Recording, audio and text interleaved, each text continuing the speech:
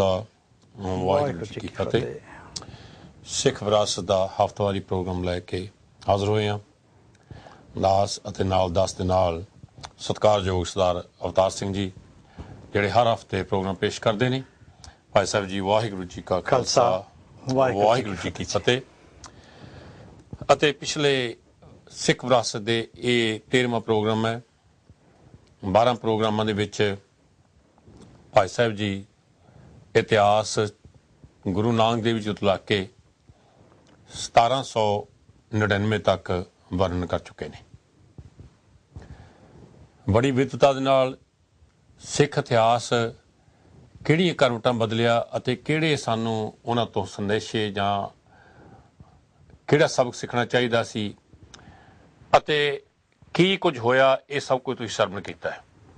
ਪਿਛਲੇ ਹਫ਼ਤੇ ਦਾ ਮੈਂ ਬਰੀਫਲੀ ਭਾਈ ਸਾਹਿਬ ਰੀਕੈਪ ਕਰ ਦੇਵਾਂ ਕਿ ਨਵੇਂ ਸਰੋਤੇ ਜੋ ਆਪਣੇ ਨਾਲ ਜੁੜਦੇ ਨੇ ਉਹਨਾਂ ਦੀ ਗਿਆਤ ਵਾਸਤੇ।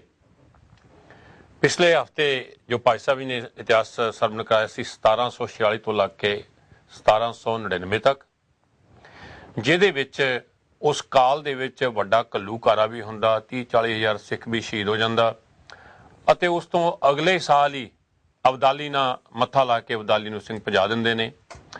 ਫਿਰ ਖਾਲਸਾ 12 ਮਿਸਲਾਂ ਦੇ ਵਿੱਚ 12 ਮਿਸਲਾਂ ਸਥਾਪਿਤ ਹੋ ਜਾਂਦੀਆਂ ਨੇ, ਉਹਨਾਂ ਦਾ ਆਪੋ ਆਪਣਾ ਰਾਜ। ਅਤੇ ਇਸੇ ਦੌਰਾਨ ਦਿੱਲੀ ਦੇ ਕਿਲੇ ਦੇ ਉੱਤੇ ਖਾਲਸਾ ਝੰਡਾ ਵੀ ਲਹਿਰਾਇਆ ਜਾਂਦਾ ਹੈ।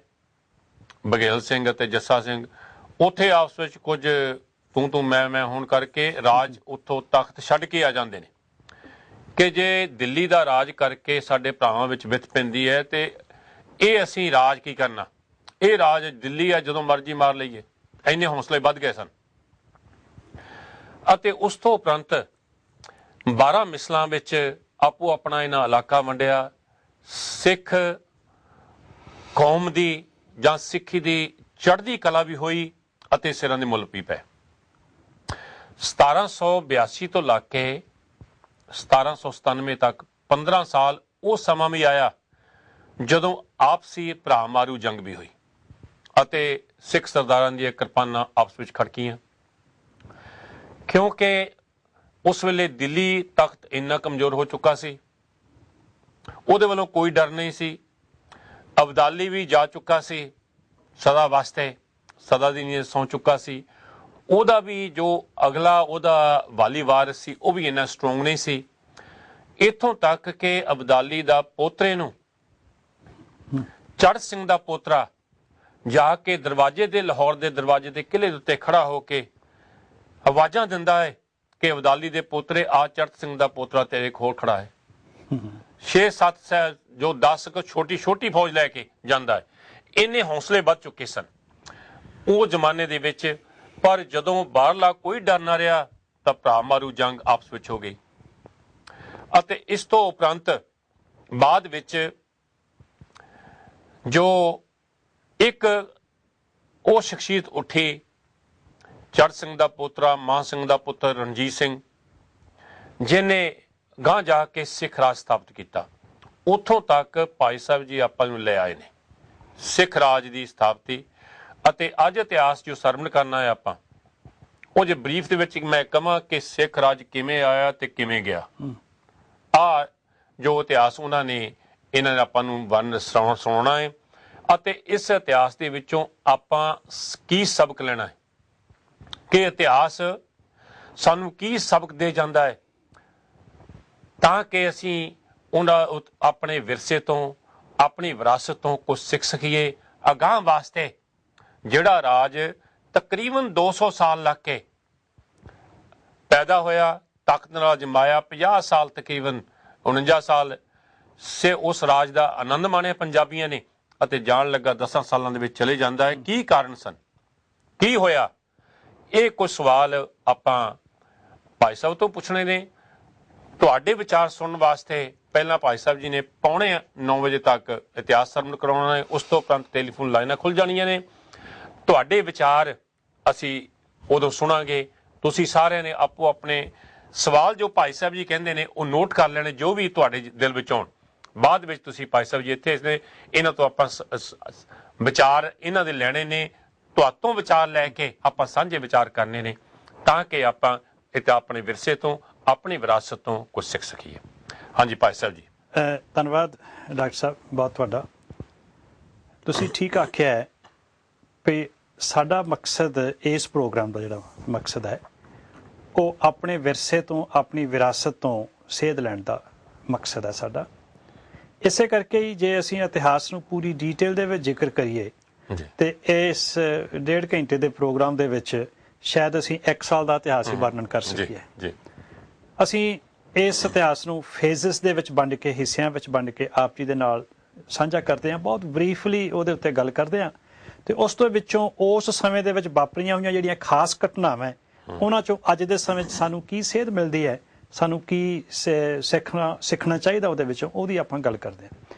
ਤੁਸੀਂ ਗੱਲ ਕੀਤੀ, ਉਹ ਸਮਾਂ ਸੀ 7 ਜੁਲਾਈ 1799 ਦਾ, ਜਿਸ ਵੇਲੇ ਲਾਹੌਰ ਦੇ ਸ਼ਾਹੀ ਕਿਲੇ ਵਿੱਚ ਰਣਜੀਤ ਸਿੰਘ ਆਪਣੀ ਮਿਸਲ ਤੇ ਆਪਣੀ ਸਹੁਰਿਆਂ ਦੀ ਮਿਸਲ ਨੂੰ ਲੈ ਕੇ, ਕਨ੍ਹਈਆ ਮਿਸਲ ਤੇ ਸ਼ੁਕਰ ਚੱਕੀਆ ਮਿਸਲ ਲੈ ਕੇ ਇਹਨਾਂ ਨੇ ਲਾਹੌਰ ਦੇ ਉੱਤੇ ਆਪਣਾ ਰਾਜ ਕਾਇਮ ਕਰ ਲਿਆ। ਤੇ ਉਸ ਵੇਲੇ ਮਿਸਲਾਂ ਦਾ ਆਪਣੇ ਆਪਣੇ ਤੌਰ ਦੇ ਉੱਤੇ ਹਾਲੇ ਕਬਜ਼ਾ ਹੈਗਾ ਸੀ, ਉਹਨਾਂ ਦਾ ਆਪਣਾ ਬੋਲਬਾਲਾ ਸੀ। ਰਣਜੀਤ ਸਿੰਘ ਨੇ ਉਦੋਂ ਤੱਕ 2 ਵਿਆਹ ਕਰਵਾ ਲਏ ਸਨ, ਇੱਕ ਕਨ੍ਹਈਆ ਮਿਸਲ ਦੇ ਵਿੱਚ ਤੇ ਦੂਸਰਾ ਨਕਈ ਮਿਸਲ ਦੇ ਵਿੱਚ। ਇਹ 2 ਮਿਸਲਾਂ, ਇਹ ਇੱਕ ਉਹਦੀ ਆਪਣੀ ਮਿਸਲ, ਤਿੰਨਾਂ ਦੇ ਨਾਲ ਇਹ ਇਕੱਠੀਆਂ ਹੋ ਗਈਆਂ। ਆਹਲੂਵਾਲੀਆ ਮਿਸਲ ਦੇ ਵਿੱਚ ਜੱਸਾ ਸਿੰਘ ਆਹਲੂਵਾਲੀਆ ਦੇ ਚੜ੍ਹਾਈ ਕਰ ਜਾਣ ਤੋਂ ਬਾਅਦ ਫਤਿਹ ਸਿੰਘ ਆਹਲੂਵਾਲੀਆ ਮੁਖੀ ਸੀ। ਫਤਿਹ ਸਿੰਘ ਨੂੰ ਰਣਜੀਤ ਸਿੰਘ ਨੇ ਆਪਣਾ ਪੱਗ ਵੱਟ ਭਰਾ ਬਣਾ ਲਿਆ, ਉਹਨੂੰ ਸਤਿਕਾਰ ਦੇ ਕੇ ਉਹਨੂੰ ਵੀ ਆਪਣੇ ਨਾਲ ਜੋੜ ਲਿਆ। ਭੰਗੀਆਂ ਦੀ ਮਿਸਲ ਜਿਸ ਦਾ ਲਾਹੌਰ ਦੇ ਉੱਤੇ ਕਬਜ਼ਾ ਸੀ, ਉਹਨਾਂ ਨੂੰ ਹਰਾ ਲਿਆ, ਉਹਨਾਂ ਨੂੰ ਜਗੀਰਾਂ ਦੇ ਦਿੱਤੀਆਂ। ਉਹ ਮਿਸਲ ਜਿਹੜੀ ਸੀ ਉਹ ਵੀ ਆਪਣੇ ਆਪ ਵਿੱਚ ਰਲਾ ਲਈ। ਫਿਰ ਰਹਿ ਗਈ ਰਾਮਗੜੀਆ ਮਿਸਲ ਤੇ ਛੋਟੇ ਛੋਟੇ ਹੋਰ ਜਿਹੜੀਆਂ ਮਿਸਲਾਂ ਸੀ ਉਹ ਰਹਿ ਗਈਆਂ। ਤੇ ਮਹਾਰਾਜਾ ਰਣਜੀਤ ਸਿੰਘ ਨੇ ਉਹਨਾਂ ਨੂੰ, ਉਦੋਂ ਤੱਕ ਮਹਾਰਾਜਾ ਡਿਕਲੇਅਰ ਨਹੀਂ ਹੋਇਆ ਸੀ, ਰਣਜੀਤ ਸਿੰਘ ਨੇ ਉਹਨਾਂ ਨੂੰ ਆਪਣੇ ਨਾਲ ਮਿਲਾਉਣ ਦਾ ਯਤਨ ਕੀਤਾ। ਕਿਉਂਕਿ ਉਸ ਸਮੇਂ ਤੱਕ, ਜਿਵੇਂ ਆਪ ਜੀ ਨੇ ਗੱਲ ਕੀਤੀ ਨਾ ਡਾਕਟਰ ਸਾਹਿਬ, ਵੀ ਉਹ 17-18 ਸਾਲ ਦਾ ਸਮਾਂ ਜਿਹੜਾ ਸੀ ਆਪਣੀ ਆਪਣੀ ਤਾਕਤ ਵਧਾਉਣ ਦੇ ਲਈ ਆਪਸ ਦੇ ਵਿੱਚ ਲੜਾਈ ਲੜੀ ਗਈ। ਤੇ ਰਣਜੀਤ ਸਿੰਘ ਨੇ ਇਹ ਮਹਿਸੂਸ ਕਰ ਲਿਆ ਸੀ, ਬਹੁਤ ਸਿਆਣਾ ਰਾਜਨੀਤਿਕ ਤੀਖਣ ਬੁੱਧੀ ਦਾ ਮਾਲਕ ਸੀ ਰਣਜੀਤ ਸਿੰਘ, ਸਤਿਗੁਰੂ ਦਾ ਬਖਸ਼ਿਆ ਹੋਇਆ ਉਸਨੂੰ ਇਹ ਸੀ ਮਾਣ। ਉਸਨੇ ਇਹ ਫੈਸਲਾ ਕਰ ਲਿਆ ਸੀ, ਸੋਚ ਲਿਆ ਸੀ ਕਿ ਜਦੋਂ ਤੱਕ ਪੂਰੇ ਪੰਥ ਦੀ ਤਾਕਤ ਇੱਕ ਥਾਂ ਇਕੱਠੀ ਨਹੀਂ ਹੁੰਦੀ, ਉਦੋਂ ਤੱਕ ਲੰਬੇ ਸਮੇਂ ਵਾਸਤੇ ਕੋਈ ਪ੍ਰਾਪਤੀ ਨਹੀਂ ਕੀਤੀ ਜਾ ਸਕਦੀ। ਤੇ ਇਸੇ ਕਰਕੇ ਉਹਨਾਂ ਨੇ ਬਾਕੀ ਦੀਆਂ ਮਿਸਲਾਂ ਨੂੰ, ਕਿਸੇ ਨੂੰ ਜਗੀਰ ਦਿੱਤੀ, ਕਿਸੇ ਨੂੰ ਸਰਦਾਰੀ ਦਿੱਤੀ, ਕਿਸੇ ਨਾਲ ਪੱਗ ਵਟਾਈ, ਕਿਸੇ ਦੇ ਨਾਲ ਰਿਸ਼ਤੇਦਾਰੀ ਕੀਤੀ, ਉਹਨਾਂ ਸਾਰਿਆਂ ਨੂੰ ਇੱਕ ਥਾਂ ਇਕੱਠੇ ਕਰਨ ਦਾ ਯਤਨ ਕੀਤਾ। ਜਦੋਂ ਕਾਫੀ ਸਾਰੀਆਂ ਮਿਸਲਾਂ ਇਕੱਠੀਆਂ ਹੋ ਗਈਆਂ, ਫਿਰ 13 ਅਪ੍ਰੈਲ 1801 ਨੂੰ ਲਾਹੌਰ ਦੇ ਕਿਲੇ ਦੇ ਵਿੱਚ ਬਹੁਤ ਵੱਡਾ ਦਰਬਾਰ ਲਗਾ ਕੇ ਧੰਨ ਸ੍ਰੀ ਗੁਰੂ ਗ੍ਰੰਥ ਸਾਹਿਬ ਜੀ ਦਾ ਪ੍ਰਕਾਸ਼ ਕਰਕੇ ਆਪਣੇ ਆਪ ਨੂੰ ਮਹਾਰਾਜਾ ਡਿਕਲੇਅਰ ਕਰ ਦਿੱਤਾ। ਸਾਹਿਬ ਸਿੰਘ ਬੇਦੀ ਹੋਰਾਂ ਇਹਨਾਂ ਨੂੰ ਅਰਦਾਸ ਕਰਕੇ ਮਹਾਰਾਜਾ ਅਨਾਉਂਸ ਕਰ ਦਿੱਤਾ। ਰਣਜੀਤ ਸਿੰਘ ਦਾ ਰਾਜ 1799 ਦੇ ਵਿੱਚ ਸ਼ੁਰੂ ਹੋ ਗਿਆ ਸੀ ਲਾਹੌਰ ਦੇ ਵਿੱਚ, ਪਰ ਪੂਰੇ ਪੰਜਾਬ ਦੀਆਂ ਬਾਕੀ ਮਿਸਲਾਂ ਦੀ ਤਾਕਤ ਨੂੰ ਇਕੱਠਾ ਕਰਕੇ ਜਿਹੜਾ ਇੱਕ ਸਮੁੱਚੇ ਤੌਰ ਤੇ, ਸਾਂਝੇ ਤੌਰ ਤੇ ਜਿਹੜਾ ਖਾਲਸਾ ਰਾਜ ਦਾ ਮਾਲਕ ਸੀ, ਸਿੱਖ ਖਾਲਸਾ ਰਾਜ ਦਾ ਮਹਾਰਾਜਾ ਸੀ, ਉਹ ਰਣਜੀਤ ਸਿੰਘ 1801 ਦੀ ਵਿਸਾਖੀ ਵਾਲੇ ਦਿਨ ਅਨਾਉਂਸ ਕੀਤਾ ਗਿਆ। ਉਸ ਤੋਂ ਬਾਅਦ ਵੀ ਇਹਨਾਂ ਨੇ ਬਾਕੀ ਦਾ ਜਿਹੜਾ ਇਲਾਕਾ ਸੀ ਉਹਨੂੰ ਆਪਣੇ ਵਿੱਚ ਰਲਾਉਣ ਦਾ ਯਤਨ ਕੀਤਾ। ਇਹ ਜਿਹੜੀ ਪਟਿਆਲੇ ਰਿਆਸਤ ਮਿਸਲ ਦੀ ਗੱਲ ਕਰਦੇ ਸੀ, ਉਹ ਬਾਹਰ ਰਹਿ ਗਏ ਸੀ? ਹਾਂਜੀ, ਉਹ ਬਾਹਰ ਸੀ। ਉਹਦੀ ਗੱਲ ਬਾਅਦ ਵਿੱਚ ਕਰਾਂਗੇ, ਉਹ ਕੁਝ ਸਾਲ ਬਾਅਦ ਦੀ ਘਟਨਾ ਹੁੰਦੀ ਜੀ। 1802 ਤੱਕ ਅੰਮ੍ਰਿਤਸਰ ਸਾਹਿਬ ਦੇ ਉੱਤੇ ਭੰਗੀਆਂ ਦੀ ਮਿਸਲ ਦਾ ਪ੍ਰਬੰਧ ਸੀ। ਪ੍ਰਬੰਧ ਬਹੁਤਾ ਵਧੀਆ ਨਹੀਂ ਸੀ, ਨਾਕਸ ਪ੍ਰਬੰਧ ਸੀ। ਜਿਵੇਂ ਲਾਹੌਰ ਦੇ ਵਿੱਚ ਇਹ ਪ੍ਰਬੰਧ ਠੀਕ ਨਹੀਂ ਕਰਦੇ ਸੀ, ਅੰਮ੍ਰਿਤਸਰ ਦੇ ਲੋਕਾਂ ਨੇ ਜਾ ਕੇ ਰਣਜੀਤ ਸਿੰਘ ਨੂੰ ਕਿਹਾ ਕਿ ਇੱਥੇ ਤੁਸੀਂ ਆਓ ਜੀ। ਰਣਜੀਤ ਸਿੰਘ ਜਿਸ ਵੇਲੇ ਗਿਆ, ਉਹਨੇ ਹਰਿਮੰਦਰ ਸਾਹਿਬ ਨੂੰ ਘੇਰਾ ਪਾਇਆ ਤੇ ਅੰਮ੍ਰਿਤਸਰ ਸਾਹਿਬ ਦੇ ਬਾਹਰ ਭੰਗੀਆਂ ਦੇ ਨਾਲ ਛੋਟੀ ਜਿਹੀ ਝੜਪ ਵੀ ਹੋਈ। ਰਾਮਗੜੀਆ ਮਿਸਲ ਦੇ ਵਿੱਚ ਉਸ ਵੇਲੇ ਸਰਦਾਰ ਜੋਧ ਸਿੰਘ ਜਿਹੜਾ ਸੀ, ਉਹ ਅੰਮ੍ਰਿਤਸਰ ਦੇ ਵਿੱਚ ਸੀ ਭੰਗੀਆਂ ਦੇ ਨਾਲ। ਉਹਨੇ ਵੀ ਆਪਣੀ ਮਿਸਲ ਬਚਾਉਣ ਦੇ ਲਈ ਭੰਗੀਆਂ ਦੇ ਨਾਲ ਰਲ ਕੇ ਰਣਜੀਤ ਸਿੰਘ ਦਾ ਟਾਕਰਾ ਵੀ ਕੀਤਾ। ਜਦੋਂ ਰਣਜੀਤ ਸਿੰਘ ਦਾ ਜ਼ੋਰ ਪੈ ਗਿਆ, ਭਾਈ ਜੋਧ ਸਿੰਘ ਰਾਮਗੜ੍ਹ ਕਿਲੇ ਦੇ ਵਿੱਚ ਆਪਣੇ ਆਪ ਨੂੰ ਲੈ ਕੇ ਚਲੇ ਗਿਆ। ਇਹ ਰਾਮਗੜ੍ਹ ਉਹੀ ਕਿਲਾ ਸੀ ਜਿਹੜਾ ਕਿਸੇ ਸਮੇਂ ਰਾਮ ਰੌਣੀ ਨਾਂ ਦਾ ਕੱਚਾ ਹਵੇਲੀ ਹੁੰਦੀ ਸੀ, ਤੇ ਸਿੰਘਾਂ ਨੇ ਉਸੇ ਕੱਚੀ ਹਵੇਲੀ ਨੂੰ ਰਾਮਗੜ੍ਹ ਦਾ ਨਾਂ ਦੇ ਕੇ ਜੱਸਾ ਸਿੰਘ ਨੂੰ ਉਹਦਾ ਕਿਲੇਦਾਰ ਥਾਪ ਦਿੱਤਾ। ਉਸੇ ਕਰਕੇ ਉਹ ਜੱਸਾ ਸਿੰਘ ਰਾਮਗੜ੍ਹ ਤੋਂ ਰਾਮਗੜੀਆ ਬਣਿਆ।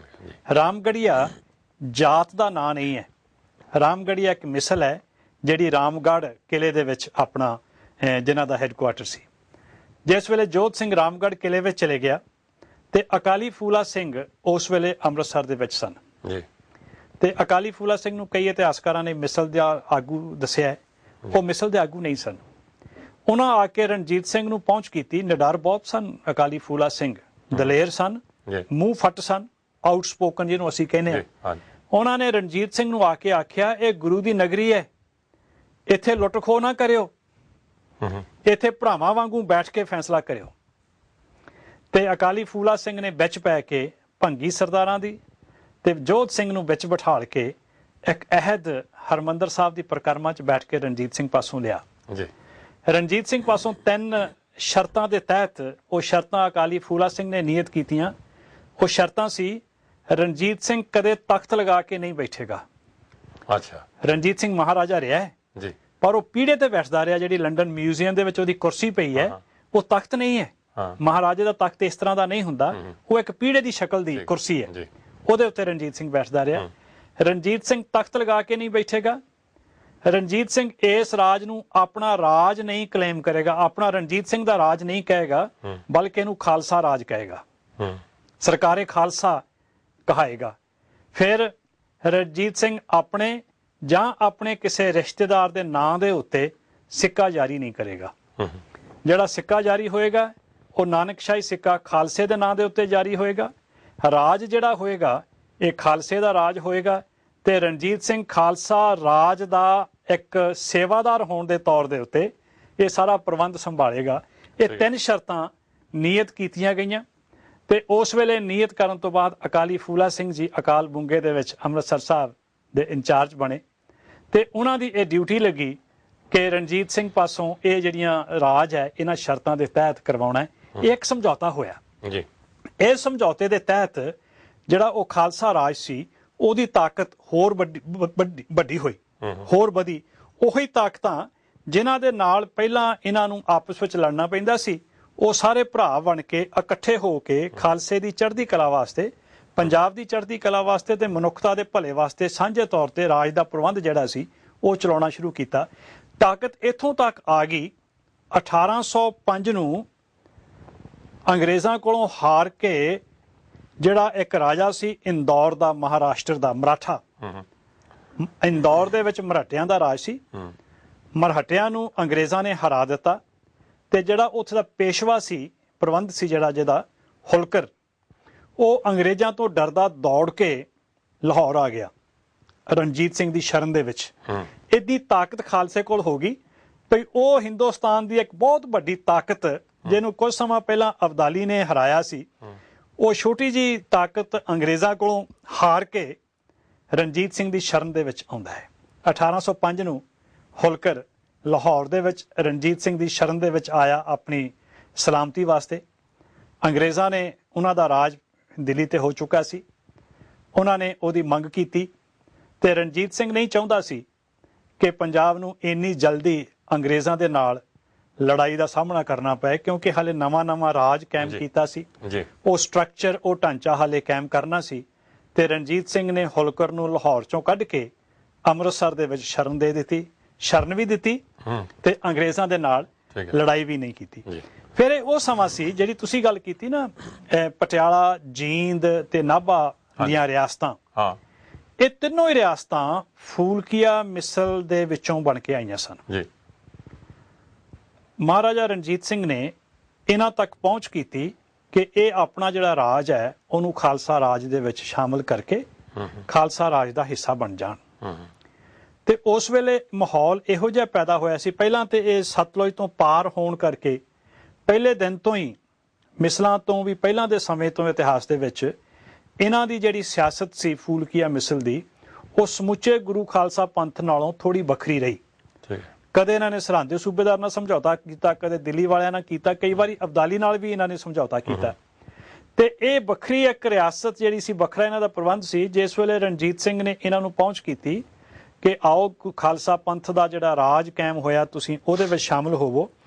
ਤੇ ਇਹਨਾਂ ਨੇ 1808 ਨੂੰ ਇੱਕ ਬਹੁਤ ਵੱਡਾ ਇਕੱਠ ਕੀਤਾ ਪਟਿਆਲੇ ਦੇ ਵਿੱਚ। ਹਾਂਜੀ। ਇਹਨਾਂ ਤਿੰਨਾਂ ਰਿਆਸਤਾਂ ਦੇ ਸਰਦਾਰਾਂ ਨੇ, ਤੇ ਇਹਨਾਂ ਨੇ ਉਸ ਇਕੱਠ ਦੇ ਵਿੱਚ ਇਹ ਫੈਸਲਾ ਕੀਤਾ ਕਿ ਅਸੀਂ ਆਪਣੀਆਂ ਰਿਆਸਤਾਂ ਦੇ ਇਲਾਕੇ ਨੂੰ ਖਾਲਸਾ ਰਾਜ ਦੇ ਵਿੱਚ ਸ਼ਾਮਲ ਨਹੀਂ ਕਰਨਾ, ਬਲਕਿ ਅੰਗਰੇਜ਼ਾਂ ਦੇ ਨਾਲ ਸੰਧੀ ਕਰ ਲੈਣੀ ਆ। 1808 ਦੀ ਗੱਲ ਹੈ। 1808 ਦੇ ਵਿੱਚ ਜੀ। 1808 ਵਿੱਚ ਇਹਨਾਂ ਨੇ ਇਹ ਫੈਸਲਾ ਕਰ ਲਿਆ ਸਾਂਝੇ ਤੌਰ ਤੇ ਇਹਨਾਂ ਤਿੰਨਾਂ ਰਿਆਸਤਾਂ ਦੇ ਮੁਖੀਆਂ ਨੇ ਕਿ ਅਸੀਂ ਸਿੱਖ ਰਾਜ ਦੇ ਵਿੱਚ ਸ਼ਾਮਲ ਨਹੀਂ ਹੋਣਾ। ਸ਼ਾਇਦ ਉਹਨਾਂ ਨੂੰ ਇਹੋ ਜੀ ਗੱਲ ਲੱਗੀ ਸੀ ਕਿ ਜੇ ਅਸੀਂ ਰਣਜੀਤ ਸਿੰਘ ਦੇ ਰਾਜ ਦੇ ਵਿੱਚ ਸ਼ਾਮਲ ਹੋ ਗਏ ਤਾਂ ਸਾਡੀ ਹੋਂਦ ਖਤਮ ਹੋ ਜਾਣੀ ਹੈ, ਕਿਉਂਕਿ ਉਸ ਵੇਲੇ ਆਪਣੀ ਆਪਣੀ ਹੋਂਦ ਬਚਾਉਣ ਦਾ ਇਹਦੇ ਵਿੱਚ ਨਾ ਉਹਨਾਂ ਦੀ ਨੀਅਤ ਉੱਤੇ ਸ਼ੱਕ ਨਹੀਂ ਕਰਨਾ ਬਣਦਾ। ਮੈਂ ਇਦਾਂ ਸਮਝਦਾ ਜੇ ਅਸੀਂ ਇਮਾਨਦਾਰੀ ਦੇ ਨਾਲ ਇਤਿਹਾਸ ਦੀ ਇਹਨੂੰ ਪਰਖੀਏ ਤੇ ਉਹਨਾਂ ਤਿੰਨਾਂ ਰਿਆਸਤਾਂ ਦੇ ਸਰਦਾਰਾਂ ਦੀ ਜਿਹੜੀ ਨੀਅਤ ਸੀ ਉਹਦੇ ਉੱਤੇ ਸ਼ੱਕ ਨਹੀਂ ਕਰਨਾ ਬਣਦਾ ਕਿ ਉਹ ਖਾਲਸਾ ਰਾਜ ਦੇ ਵਿਰੋਧ ਵਿੱਚ ਸਨ। ਪਰ ਆਪਣੀ ਹੋਂਦ ਬਣਾਉਣ ਦੇ ਲਈ, ਆਪਣੀ ਹੋਂਦ ਬਣਾਈ ਰੱਖਣ ਦੇ ਲਈ ਉਹਨਾਂ ਨੇ ਅੰਗਰੇਜ਼ਾਂ ਦੇ ਨਾਲ ਸਮਝੌਤਾ ਕਰਨ ਦਾ ਫੈਸਲਾ ਕੀਤਾ, ਤੇ ਇਸੇ ਕਰਕੇ ਉਹਨਾਂ ਨੇ ਫਿਰ ਅੰਗਰੇਜ਼ਾਂ ਨੂੰ ਲਿਖ ਦਿੱਤਾ, ਤੇ ਅੰਗਰੇਜ਼ਾਂ ਨੇ ਉਹਨਾਂ ਤਿੰਨਾਂ ਰਿਆਸਤਾਂ ਨੂੰ ਇਕੱਠੇ ਕਰਕੇ ਇੱਕ ਪ੍ਰੀਵੀ ਕੌਂਸਲ ਬਣਾ ਦਿੱਤੀ। ਉੱਥੇ ਇਹਨਾਂ ਰਿਆਸਤਾਂ ਦੇ ਰਾਜੇ ਵੀ ਕਹਿਣ ਨੂੰ ਰਾਜ ਕਰਦੇ ਰਹੇ, ਪਰ ਉਹਦੇ ਉੱਤੇ ਓਵਰਆਲ ਜਿਹੜਾ ਰੈਜ਼ੀਡੈਂਟ ਹੁੰਦਾ ਉਹ ਅੰਗਰੇਜ਼ ਦਾ ਆਫੀਸਰ ਜਿਹੜਾ ਉਹ ਉਹਦੀ ਸਾਰੇ ਦੇਖ ਰੇਖ ਕਰਦਾ। ਤੇ ਅੰਗਰੇਜ਼ ਐਡਾ ਸ਼ਾਤਰ ਸੀ, ਉਹਨਾਂ ਤਿੰਨਾਂ ਰਿਆਸਤਾਂ ਨੂੰ ਆਪਸ ਵਿੱਚ ਲੜਾ ਦਿੰਦਾ, ਮਗਰੋਂ ਉਹਨਾਂ ਤਿੰਨਾਂ ਦਾ ਹੀ ਸਮਝੌਤਾ ਕਰਾਉਣ ਵਾਸਤੇ ਉਹਨਾਂ ਦੇ ਵਿੱਚ ਬੈਠ ਜਾਂਦਾ। ਮਤਲਬ ਉਹਨਾਂ ਨੂੰ ਵੱਡੀ ਤਾਕਤ ਬਣਨ ਤੋਂ ਰੋਕਣ ਵਾਸਤੇ ਆਪਣੀ ਰਾਜਨੀਤੀ ਜਿਹੜੀ ਉਹ ਖੇਡਦਾ। ਤੇ ਆਉਣ ਵਾਲੇ ਸਮੇਂ ਦੇ ਵਿੱਚ ਆਪਾਂ ਇਹਨਾਂ ਦੀ ਗੱਲ ਕਰਾਂਗੇ ਜੀ। ਤੇ ਇਹਨਾਂ ਕੁਛ ਕਰਕੇ ਰਣਜੀਤ ਸਿੰਘ ਨੇ ਫਿਰ ਆਪਣੇ ਰਾਜ ਦੀਆਂ ਜਿਹੜੀਆਂ ਹੱਦਾਂ ਸੀ ਉਹ ਵਧਾਉਣੀਆਂ ਸ਼ੁਰੂ ਕੀਤੀਆਂ। 1807 ਨੂੰ ਉਹਨੇ ਪਹਾੜੀ ਇਲਾਕੇ ਜਿਹੜੇ ਸੀ ਉਹ ਆਪਣੇ ਪ੍ਰਬੰਧ ਥੱਲੇ ਲੈ ਲਏ। ਇਹ ਉਹ ਸਮਾਂ ਸੀ ਜਿਸ ਵੇਲੇ ਅੰਗਰੇਜ਼ ਜਿਹੜਾ ਹੈ ਇਹਨਾਂ ਤਿੰਨਾਂ ਰਿਆਸਤਾਂ ਦੀ ਮਦਦ ਦੇ ਨਾਲ ਸਤਲੁਜ ਦਰਿਆ ਤੱਕ ਪਹੁੰਚ ਗਿਆ ਸੀ ਜੀ। ਤੇ 1809 ਨੂੰ ਅੰਗਰੇਜ਼ਾਂ ਦੇ ਨਾਲ ਰਣਜੀਤ ਸਿੰਘ ਦੀ ਪਹਿਲੀ ਸੰਧੀ ਹੋਈ, ਪਹਿਲਾ ਅਕੋਰਡ ਹੋਇਆ ਜੀ। ਉਹਨੂੰ ਅੰਮ੍ਰਿਤਸਰ ਦੀ ਸੰਧੀ, ਅੰਮ੍ਰਿਤਸਰ ਦਾ ਅਹਿਦਨਾਮਾ ਕਰਕੇ ਮੰਨਿਆ ਜਾਂਦਾ ਹੈ। ਉਹਦੇ ਵਿੱਚ ਇਹ ਸ਼ਰਤਾਂ ਤੈਅ ਹੋਈਆਂ ਕਿ ਅੰਗਰੇਜ਼ ਮਹਾਰਾਜਾ ਰਣਜੀਤ ਸਿੰਘ ਦੇ ਰਾਜ ਨੂੰ ਪੂਰਨ ਤੌਰ ਤੇ ਸਤਿਕਾਰ ਦੇਣਗੇ, ਉਹਨੂੰ ਆਪਣੇ ਬਰਾਬਰ ਦੀ ਤਾਕਤ ਸਵੀਕਾਰ ਕਰਨਗੇ। ਲੁਧਿਆਣੇ ਦੇ ਵਿੱਚ ਅੰਗਰੇਜ਼ ਆਪਣੀ ਛਾਉਣੀ ਬਣਾ ਕੇ ਬੈਠਣਗੇ ਤੇ ਫਲੌਰ ਦੇ ਵਿੱਚ ਖਾਲਸਾ ਰਾਜ ਦੀ ਛਾਉਣੀ ਬਣੇਗੀ, ਉਹ ਹੱਦ ਹੋਏਗੀ ਸਤਲੁਜ ਦਰਿਆ। ਅੱਜ ਵੀ ਫਲੌਰ ਦੇ ਵਿੱਚ ਜਿੱਥੇ ਪੁਲਿਸ ਅਕੈਡਮੀ ਹੈ, ਜਿੱਥੇ ਪੁਲਿਸ ਟ੍ਰੇਨਿੰਗ ਹੁੰਦੀ ਹੈ, ਇਹ ਉਹ ਰਣਜੀਤ ਸਿੰਘ ਦਾ ਬਣਾਇਆ ਹੋਇਆ ਕਿਲਾ ਹੈ ਜਿਹੜਾ ਉਸ ਵੇਲੇ ਛਾਉਣੀ ਸੀ। ਤੇ ਉਸ ਵੇਲੇ ਇਹਨਾਂ ਨੇ ਆਪਣੇ ਆਪਣੇ ਜਿਵੇਂ ਅੱਜ ਹੁੰਦੇ ਨਾ, ਆਪਾਂ ਉਹਨੂੰ ਕੀ ਕਹਿੰਦੇ ਆ, ਐਂਬੈਸਡਰਸ, ਹਾਈ ਕਮਿਸ਼ਨਰਸ, ਇਹਨਾਂ ਨੇ ਆਪਣੇ ਆਪਣੇ ਵਕੀਲ ਜਿਹੜੇ ਹੈ ਉਹ ਇਹਨਾਂ ਦੇ ਇਲਾਕੇ ਦੇ ਵਿੱਚ ਭੇਜੇ। ਸਿੱਖ ਰਾਜ ਵੱਲੋਂ ਬਖਸ਼ੀ ਨੰਦ ਲਾਲ ਭੰਡਾਰੀ ਨੂੰ ਸਿੱਖ ਰਾਜ ਦਾ ਵਕੀਲ ਬਣਾ ਕੇ ਲੁਧਿਆਣੇ ਭੇਜਿਆ ਗਿਆ ਅੰਗਰੇਜ਼ਾਂ ਦੇ ਰਾਜ ਦੇ ਵਿੱਚ, ਜਿਹੜਾ ਉੱਥੇ ਸਿੱਖ ਰਾਜ ਦੀ ਨੁਮਾਇੰਦਗੀ ਕਰਦਾ। ਉਧਰੋਂ ਅੰਗਰੇਜ਼ਾਂ ਵੱਲੋਂ ਵੀ ਆਪਣਾ ਜਿਹੜਾ ਇੱਕ ਵਕੀਲ ਸੀ, ਇੰਡੀਅਨ ਸੀ, ਉਹ ਵੀ ਉਹਨੂੰ ਲਾਹੌਰ ਦਰਬਾਰ ਦੇ ਵਿੱਚ ਭੇਜਿਆ ਗਿਆ। ਇਸ ਤਰੀਕੇ ਦੇ ਨਾਲ ਇਹਨਾਂ ਦੀ ਆਪਸ ਦੇ ਵਿੱਚ ਦੋ ਬਹੁਤ ਵੱਡੀਆਂ ਤਾਕਤਾਂ ਦਾ ਬਰਾਬਰ ਦੀ ਤਾਕਤਾਂ ਮੰਨ ਕੇ ਇਹਨਾਂ ਦੀ ਸੰਧੀ ਹੋਈ। ਸੋ ਇੰਨੇ ਥੋੜੇ ਸਮੇਂ ਦੇ ਵਿੱਚ 7-8 ਸਾਲਾਂ ਦੇ ਵਿੱਚ ਹੀ ਇੰਨੀ ਤਾਕਤ ਆ ਗਈ ਕਿ ਇੰਗਲਿਸ਼ ਜਿਨ੍ਹਾਂ ਦਾ ਸੂਝ ਨਹੀਂ ਡੁੱਬਦਾ ਸੀ ਉਹਦੇ ਬਰਾਬਰ ਤੇ, ਕਿਉਂਕਿ ਅੰਗਰੇਜ਼ ਚਾਹੁੰਦਾ ਸੀ ਹਰ ਹਾਲਤ ਵਿੱਚ ਪੂਰੇ ਹਿੰਦੁਸਤਾਨ ਨੂੰ, ਪੂਰੇ ਪੰਜਾਬ ਦੇ ਉੱਤੇ ਕਬਜ਼ਾ ਕਰਕੇ, ਅਫਗਾਨਿਸਤਾਨ ਤੇ ਕਬਜ਼ਾ ਕਰਕੇ ਆਪਣੇ ਰਾਜ ਦੀਆਂ ਹੱਦਾਂ ਰਸ਼ੀਆ ਦੇ ਬਾਰਡਰ ਤੱਕ ਲੈ ਕੇ ਜਾਣ ਦਾ। ਤੇ ਰਸ਼ੀਆ ਦੇ ਬਾਰਡਰ ਤੇ ਜਾਣ ਦੇ ਰਸਤੇ ਵਿੱਚ ਦੋ ਹੀ ਰੁਕਾਵਟਾਂ ਸਨ, ਪੰਜਾਬ ਦੇ ਵਿੱਚ ਖਾਲਸਾ ਰਾਜ ਤੇ ਅਫਗਾਨਿਸਤਾਨ ਦੇ ਵਿੱਚ ਅਫਗਾਨੀਆਂ ਦਾ ਰਾਜ। ਇਹਨਾਂ ਦੋਹਾਂ ਤੋਂ ਹੀ ਅੰਗਰੇਜ਼ ਡਰਦਾ ਸੀ ਤੇ ਪੰਜਾਬ ਦੇ ਵਿੱਚੋਂ ਲਾਂਘਾ ਲੈਣ ਤੋਂ ਬਗੈਰ ਅਫਗਾਨਿਸਤਾਨ ਜਾ ਨਹੀਂ ਸਕਦਾ ਸੀ। ਤੇ ਪੰਜਾਬ ਦੇ ਵਿੱਚ ਰਣਜੀਤ ਸਿੰਘ ਦੀ ਫੌਜੀ ਤਾਕਤ ਤੋਂ ਅੰਗਰੇਜ਼ ਡਰਦਾ ਸੀ, ਇਹਦੇ ਨਾਲ ਉਹ ਲੜਾਈ ਨਹੀਂ ਲੜਨੀ ਚਾਹੁੰਦਾ ਸੀ। ਤੇ ਜਿਸ ਵੇਲੇ ਅੰਗਰੇਜ਼ਾਂ ਦੇ ਨਾਲ ਇਹ ਸੰਧੀ ਹੋ ਗਈ, ਇੱਕ ਸ਼ਾਂਤੀ ਵਾਲਾ ਮਾਹੌਲ ਬਣ ਗਿਆ, ਅੰਗਰੇਜ਼ਾਂ ਵੱਲੋਂ ਕੋਈ ਖਤਰਾ ਨਾ ਰਿਹਾ, ਫਿਰ ਰਣਜੀਤ ਸਿੰਘ ਨੇ ਆਪਣੇ ਰਾਜ ਨੂੰ ਵਧਾਉਣ ਵਾਸਤੇ ਪੂਰਾ ਜ਼ੋਰ ਲਾਇਆ। 1809 ਨੂੰ ਕਾਂਗੜਾ ਫਤਿਹ ਕੀਤਾ ਤੇ ਇਹੀ ਸਮਾਂ ਸੀ 1813 ਦਾ, ਜਦੋਂ ਸ਼ਾਹ ਸੁਜਾ ਅਫਗਾਨਿਸਤਾਨ ਚੋਂ ਭੱਜ ਕੇ ਕੋਹੀਨੂਰ ਹੀਰਾ ਲੈ ਕੇ ਇਹਦੀ ਸ਼ਰਨ ਵਿੱਚ ਆਇਆ। ਉਹਦੇ ਭਰਾ ਨੇ ਉਹਨੂੰ ਮਾਰ ਕੇ ਉੱਥੋਂ ਭਜਾ ਦਿੱਤਾ। ਕੋਹੀਨੂਰ ਹੀਰਾ ਲੈ ਕੇ ਲਾਹੌਰ ਦਰਬਾਰ ਦੇ ਵਿੱਚ ਆ ਗਿਆ ਤੇ ਰਣਜੀਤ ਸਿੰਘ ਦੇ ਬਾਕੀ ਜਿਵੇਂ ਸ਼ੌਂਕ ਸਨ ਉਹ ਹੀਰਿਆਂ ਤੇ ਹੋਰ ਕੀਮਤੀ ਜਿਹੜੇ ਸੀ ਇਹ ਪਦਾਰਥ ਉਹਨਾਂ ਨੂੰ ਜਵਾਹਰਾਤ ਨੂੰ ਆਪਣੇ ਖਜ਼ਾਨੇ 'ਚ ਰੱਖਣ ਦਾ ਬਹੁਤ ਸ਼ੌਂਕ ਸੀ ਤੇ ਉਹ ਉਸ ਖਜ਼ਾਨੇ ਨੂੰ ਆਪਣਾ ਖਜ਼ਾਨਾ ਨਹੀਂ ਕਹਿੰਦਾ ਸੀ। ਉਹਨੇ ਕਦੇ ਵੀ ਰਣਜੀਤ ਸਿੰਘ ਦਾ ਖਜ਼ਾਨਾ ਨਹੀਂ ਕਿਹਾ, ਉਹਨੇ ਖਾਲਸਾ ਸਰਕਾਰ ਦਾ ਖਜ਼ਾਨਾ ਹੀ ਕਿਹਾ। ਉਹ ਖਾਲਸਾ ਸਰਕਾਰ ਦੇ ਵਿੱਚ ਉਹ ਕੋਹੀਨੂਰ ਹੀਰਾ ਰੱਖਣਾ ਚਾਹੁੰਦਾ ਸੀ। ਸ਼ਾਹ ਸੁਜਾ ਦੇ ਨਾਲ ਜਿਹੜਾ ਉਹ ਆਇਆ ਉਧਰੋਂ ਅਫਗਾਨਿਸਤਾਨ ਦੇ ਵਿੱਚੋਂ, ਉਹਦੇ ਕੋਲ ਹੀਰਾ ਸੀ, ਉਹਦੇ ਹੀਰਾ ਦੇਣ ਦੀ ਇਹਨੂੰ ਪੇਸ਼ਕਸ਼ ਕੀਤੀ, ਉਹ ਹੀਰਾ ਦੇਗਾ, ਇਹ ਉਹਦੀ ਮਦਦ ਕਰਕੇ ਉਹਦੇ ਭਰਾ ਕੋਲੋਂ ਉਹਨੂੰ ਅਫਗਾਨਿਸਤਾਨ ਦਾ ਰਾਜ ਜਿਹੜਾ ਉਹ ਵਾਪਸ ਦਵਾਏਗਾ। ਉਹਨੇ ਹੀਰਾ ਨਾ ਦਿੱਤਾ, ਇਹਨੇ ਫੜ ਕੇ ਅੰਦਰ ਕਰ ਦਿੱਤਾ। ਮਗਰੋਂ ਆਪਣੀਆਂ ਸ਼ਰਤਾਂ ਤਹਿਤ ਉਹ ਹੀ ਅਬਦਾਲੀ ਦੇ ਪੁੱਤ ਪੋਤਰੇ ਜਿਹੜੇ ਕੁਝ ਸਾਲ ਪਹਿਲਾਂ ਪੂਰੇ ਹਿੰਦੁਸਤਾਨ ਨੂੰ ਰੌਂਦ ਕੇ ਲੁੱਟ ਕੇ ਇੱਜ਼ਤ ਆਬਰੂ ਇਕੱਠੀ ਕਰਕੇ ਵਾਪਸ ਚਲੇ ਜਾਂਦੇ ਹੁੰਦੇ ਸੀ, ਹੁਣ ਉਹ ਸਮਾਂ ਆ ਗਿਆ।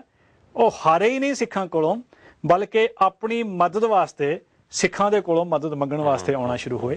ਇਹ ਰਣਜੀਤ ਸਿੰਘ ਦੀ ਜਿਹੜੀ ਇਹ ਪੂਰੀ ਪੰਥਕ ਤਾਕਤ ਨੂੰ ਇਕਮੁੱਠ ਕਰਨ ਦੀ ਜਿਹੜੀ ਉਹਦੀ ਰਣਨੀਤੀ ਸੀ, ਇਹ ਉਹਦੀ ਕਰਾਮਾਤ ਸੀ। 1813 ਨੂੰ ਅਟਕ ਜਿੱਤਿਆ, 1818 ਨੂੰ ਪਿਸ਼ੌਰ ਤੇ ਕਸ਼ਮੀਰ ਜਿੱਤਿਆ, ਹਜ਼ਾਰਾ, ਨੁਸ਼ਹਿਰਾ, ਡੇਰਾ ਗਾਜ਼ੀ ਖਾਂ, ਡੇਰਾ ਇਸਮਾਇਲ ਖਾਂ, ਇਹ 1823-24 ਨੂੰ ਜਿੱਤੇ। ਫਿਰ ਨੁਸ਼ਹਿਰੇ ਦੀ ਲੜਾਈ ਦੇ ਵਿੱਚ ਹੀ ਅਕਾਲੀ ਫੂਲਾ ਸਿੰਘ ਸ਼ਹੀਦ ਹੋਏ। ਉਸ ਲੜਾਈ 'ਚ ਉਹ ਏਡੀ ਲੜਾਈ ਸੀ ਜਿਹਦੇ ਵਿੱਚ ਬਹੁਤ ਨੁਕਸਾਨ ਹੋਇਆ ਦੋਹਾਂ ਪਾਸਿਆਂ ਤੋਂ। ਦਰਿਆ ਚੜਿਆ ਹੋਇਆ ਸੀ, ਅਟਕ ਦਰਿਆ, ਅਰਦਾਸ ਹੋ ਚੁੱਕੀ ਸੀ, ਮੋਰੇ ਮੁਲਖਈਆ ਬਹੁਤ ਇਕੱਠਾ ਹੋਇਆ ਸੀ। ਰਣਜੀਤ ਸਿੰਘ ਨੇ ਕਹਿ ਦਿੱਤਾ ਕਿਤੇ ਵੀ ਹਾਲੇ ਤੋਪਖਾਨਾ ਨਹੀਂ ਪਹੁੰਚਾ, ਤੇ ਅਕਾਲੀ ਫੂਲਾ ਸਿੰਘ ਨੇ ਦਬਕ ਦਿੱਤਾ ਰਣਜੀਤ ਸਿੰਘ ਨੂੰ, ਤੂੰ ਬੈਠ ਆਪਣੇ ਤੋਪਖਾਨੇ ਦੀ ਆਸ ਲਾ ਕੇ, ਅਸੀਂ ਤੇ ਆਸ ਰੱਖੀ ਆ ਆਪਣੇ ਗੁਰੂ ਤੇ, ਅਸੀਂ ਤੇ ਅਰਦਾਸ ਕਰ ਦਿੱਤੀ ਹੈ, ਅਸੀਂ ਤੇ ਆਪਣੀ ਅਰਦਾਸ ਨੂੰ ਪੂਰੀ ਕਰਨ ਵਾਸਤੇ ਚੱਲੇ ਆ। ਜੇ ਤੈਨੂੰ ਆਪਣੇ ਗੁਰੂ ਤੇ ਭਰੋਸਾ ਨਹੀਂ, ਆਪਣੇ ਤੋਪਖਾਨੇ ਤੇ ਭਰੋਸਾ ਹੈ, ਤੇ ਤੂੰ ਫਿਰ ਬੈਠਾ ਰਹਿ। ਤੇ ਜਿਸ ਵੇਲੇ ਅਕਾਲੀ ਫੂਲਾ ਸਿੰਘ ਜਕਾਰਾ ਛੱਡ ਕੇ ਚੱਲੇ ਤੇ ਮਗਰੀ ਰਣਜੀਤ ਸਿੰਘ ਆਪਣੀਆਂ ਫੌਜਾਂ ਸਮੇਤ ਗਿਆ। ਉਹ ਲੜਾਈ ਤੇ ਜਿੱਤੀ ਇਹਨਾਂ ਨੇ, ਉਹ ਇਲਾਕਾ ਤੇ ਇਹਨਾਂ ਨੇ ਮੱਲ ਲਿਆ, ਪਰ ਉਸ ਲੜਾਈ ਦੇ ਵਿੱਚ ਅਕਾਲੀ ਫੂਲਾ ਸਿੰਘ ਜੀ ਚੜਾਈ ਕਰ ਗਿਆ। ਫਿਰ ਇੱਥੇ ਇਹਦੇ ਨਾਲ ਹੀ ਅਫਗਾਨਿਸਤਾਨ ਦੇ ਬਾਰਡਰ ਤੱਕ, ਜਮਰੌਦ ਦੇ ਕਿਲੇ ਤੱਕ ਸਿੰਘਾਂ ਨੇ ਮਾਰਾਂ ਮਾਰੀਆਂ। ਪਿਸ਼ੌਰ 1834 ਨੂੰ, ਉਸ ਤੋਂ ਬਾਅਦ ਲਦਾਖ, ਪਹਾੜਾਂ ਦੇ ਵਿੱਚ ਕਸ਼ਮੀਰ ਤੋਂ ਉੱਪਰ ਲਦਾਖ ਤੱਕ। ਫਿਰ ਇਹ ਉਹ ਸਮਾਂ ਸੀ ਜਦੋਂ ਰਣਜੀਤ ਸਿੰਘ ਦੇ ਪੋਤਰੇ ਕੰਵਰ ਨੌ ਨਿਹਾਲ ਸਿੰਘ ਦਾ ਵਿਆਹ 1837 ਨੂੰ ਹੋਇਆ। ਇਹ ਸਾਰੇ ਇਲਾਕੇ ਦੇ ਵਿੱਚ ਤਕਰੀਬਨ ਪਠਾਣਾਂ ਦਾ ਜਾਂ ਮੁਸਲਮਾਨਾਂ ਦਾ ਰਾਜ ਸੀ ਨਾ? ਪਠਾਣਾਂ ਦਾ ਰਾਜ ਸੀ।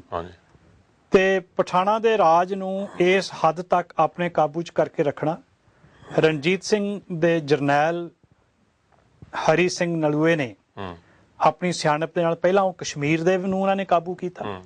ਸਭ ਤੋਂ ਪਹਿਲਾਂ ਕਸ਼ਮੀਰ ਦੇ ਉਹ ਗਵਰਨਰ ਬਣੇ। ਉਸ ਤੋਂ ਬਾਅਦ ਫਿਰ ਇਧਰਲੇ ਪਾਸੇ ਜਮਰੌਦ ਦਾ ਇਲਾਕਾ ਜਿਹੜਾ ਸੀ, ਇਹ ਸਾਰੇ ਇਲਾਕੇ ਦੇ ਵਿੱਚ ਉਹ ਗਵਰਨਰ ਲੱਗ ਕੇ ਗਏ। ਔਰ ਉਹਨਾਂ ਨੇ ਸਿਰਫ ਤਾਕਤ ਨਾਲ ਹੀ ਉਹਨਾਂ ਨੂੰ, ਪਠਾਣਾਂ ਨੂੰ ਨਹੀਂ ਹਰਾਇਆ, ਬਲਕਿ ਪਿਆਰ ਨਾਲ ਵੀ ਉਹਨਾਂ ਨੂੰ ਹਰਾਇਆ। ਪਿਆਰ ਦੇ ਨਾਲ ਵੀ ਉਹਨਾਂ ਦੇ ਦਿਲ ਜਿੱਤੇ। ਜਿਹੜੀਆਂ ਉਹਨਾਂ ਦੀਆਂ ਜ਼ਰੂਰਤਾਂ ਸਨ, ਉਹਨਾਂ ਦੀਆਂ ਜ਼ਰੂਰਤਾਂ ਪੂਰੀਆਂ ਕੀਤੀਆਂ। ਔਰ ਜ਼ਰੂਰਤਾਂ ਪੂਰੀਆਂ ਹੋਣ ਤੋਂ ਬਾਅਦ ਵੀ ਫਿਰ ਵੀ ਜਦੋਂ ਉਹ ਆ ਕੇ ਤੇ ਇਹਨਾਂ ਨੂੰ ਅੱਖਾਂ ਦਿਖਾਉਂਦੇ ਸੀ ਤਾਂ ਫਿਰ ਇਹ ਉਹਨਾਂ ਨੂੰ ਸੋਧਦੇ ਸੀ। ਤੇ ਇਹ ਉਹ ਸਮਾਂ ਸੀ ਜਿਸ ਵੇਲੇ ਹਰੀ ਸਿੰਘ ਨਲੂਏ ਦਾ ਜਿਹੜਾ ਨਾਂ ਹੈ ਉਹ ਪੂਰੇ ਮਤਲਬ ਅਫਗਾਨਿਸਤਾਨ ਦੇ ਵਿੱਚ ਗੂੰਜਦਾ ਸੀ। ਤੇ ਇਹ ਗੱਲ ਮੰਨੀ ਜਾਂਦੀ ਸੀ ਕਿ ਜਿਸ ਵੇਲੇ ਬੱਚਾ ਰੋਂਦਾ ਸੀ ਰਾਤ ਨੂੰ ਤੇ ਪਠਾਣੀਆਂ ਉਹਨੂੰ ਕਹਿੰਦੀਆਂ ਸੀ ਚੁੱਪ ਕਰਕੇ ਸੌਂ ਜਾ, ਨਹੀਂ ਤਾਂ ਹਰੀਆ ਰਾਂਗ ਲੈ, ਹਰੀ ਸਿੰਘ ਆ ਜਾਣਾ ਨਹੀਂ ਤਾਂ ਚੁੱਪ ਕਰਕੇ ਸੌਂ ਜਾ। ਇਹ ਸਾਰੀ ਦੀ ਸਾਰੀ ਜਿਹੜੀ ਗੱਲ ਸੀ, ਇਹ ਉਸ ਕੇਂਦਰਤ ਜਿਹੜੀ ਤਾਕਤ ਸੀ ਸਿੱਖਾਂ ਦੀ, ਇੱਕ ਪਲੇਟਫਾਰਮ ਦੇ ਉੱਤੇ ਆਪਸੀ ਭਰਾ ਮਾਰੂ ਵਾਲੀ ਬਿਰਤੀ ਤੋਂ ਉੱਪਰ ਉੱਠ ਕੇ ਉਸ ਤਾਕਤ ਦਾ ਇਹ ਕਰਾਮਾਤ ਸੀ ਕਿ ਇਹ ਸਾਰਾ ਕੁਝ ਹੋ ਸਕਿਆ। ਜਿਸ ਵੇਲੇ 1837 ਨੂੰ ਕੰਵਰ ਨੌ ਨਿਹਾਲ ਸਿੰਘ ਦਾ ਵਿਆਹ ਸੀ, ਇਹ ਕੰਵਰ ਨੌ ਨਿਹਾਲ ਟਿੱਕਾ ਖੜਗ ਸਿੰਘ ਦਾ ਪੁੱਤਰ ਸੀ ਤੇ ਰਣਜੀਤ ਸਿੰਘ ਦਾ ਪੋਤਰਾ ਸੀ। ਸ਼ਾਮ ਸਿੰਘ ਅਟਾਰੀ ਵਾਲੇ ਦੀ ਲੜਕੀ ਦੇ ਨਾਲ ਇਹਦਾ ਵਿਆਹ ਹੋਣਾ ਸੀ। ਅਟਾਰੀ ਵਾਲੇ ਸਰਦਾਰਾਂ ਦੇ ਗਿਆ ਸੀ। ਉਸ ਵੇਲੇ ਉਸ ਵਿਆਹ ਦੇ ਵਿੱਚ ਰਣਜੀਤ ਸਿੰਘ ਨੇ ਖਾਲਸਾ ਰਾਜ ਦੀ ਜਿਹੜੀ ਸ਼ਾਨੋ ਸ਼ੌਕਤ ਹੈ, ਜਿਹੜਾ ਉਹਦਾ ਜਲਾਉ ਹੈ, ਉਹਨੂੰ ਵਿਖਾਉਣ ਵਾਸਤੇ ਵਰਤਿਆ। ਅੰਗਰੇਜ਼ਾਂ ਨੂੰ ਸੱਦਿਆ, ਫ੍ਰੈਂਚ ਸੱਦੇ, ਰਸ਼ੀਅਨ ਸੱਦੇ, ਜਿੰਨੀਆਂ ਵੱਡੀਆਂ ਹਿੰਦੁਸਤਾਨ ਦੀਆਂ ਹੀ ਨਹੀਂ ਬਲਕਿ ਪੂਰੇ ਸੰਸਾਰ ਦੀਆਂ ਵੱਡੀਆਂ ਤਾਕਤਾਂ ਸੀ, ਉਹਨਾਂ ਦੇ ਲੋਕਾਂ ਨੂੰ ਆਪਣੇ ਗੈਸਟ ਉਸ ਵਿਆਹ ਦੇ ਵਿੱਚ ਸੱਦੇ। ਕਈ ਦਿਨ ਉਹ ਵਿਆਹ ਦੇ ਰੌਣਕ ਮੇਲੇ ਚੱਲਦੇ ਰਹੇ। ਇਤਿਹਾਸ ਨੇ ਲਿਖਿਆ ਕਿ 5 ਲੱਖ ਤੱਕ ਦੇ ਗੈਸਟ ਪ੍ਰਾਹੁਣੇ ਉਸ ਵਿਆਹ ਦੇ ਵਿੱਚ ਕੰਵਰ ਨੌ ਨਿਹਾਲ ਦੇ ਵਿਆਹ ਵਿੱਚ ਸ਼ਾਮਲ ਸੀ। ਬੜੇ ਸਜੇ ਹੋਏ ਹਾਥੀ ਘੋੜੇ ਪਲਟਣਾ। ਤੇ ਦੂਸਰੇ ਪਾਸੇ ਰਣਜੀਤ ਸਿੰਘ ਪਹਿਲਾ ਹਿੰਦੁਸਤਾਨ ਦਾ ਰਾਜਾ ਸੀ ਜਿਹਨੇ ਯੂਰਪ ਦੇ ਤਰੀਕੇ ਦੇ ਨਾਲ ਇੱਕ ਨਿਯਮਬੱਧ ਫੌਜ ਤਿਆਰ ਕੀਤੀ ਹੋਈ ਸੀ।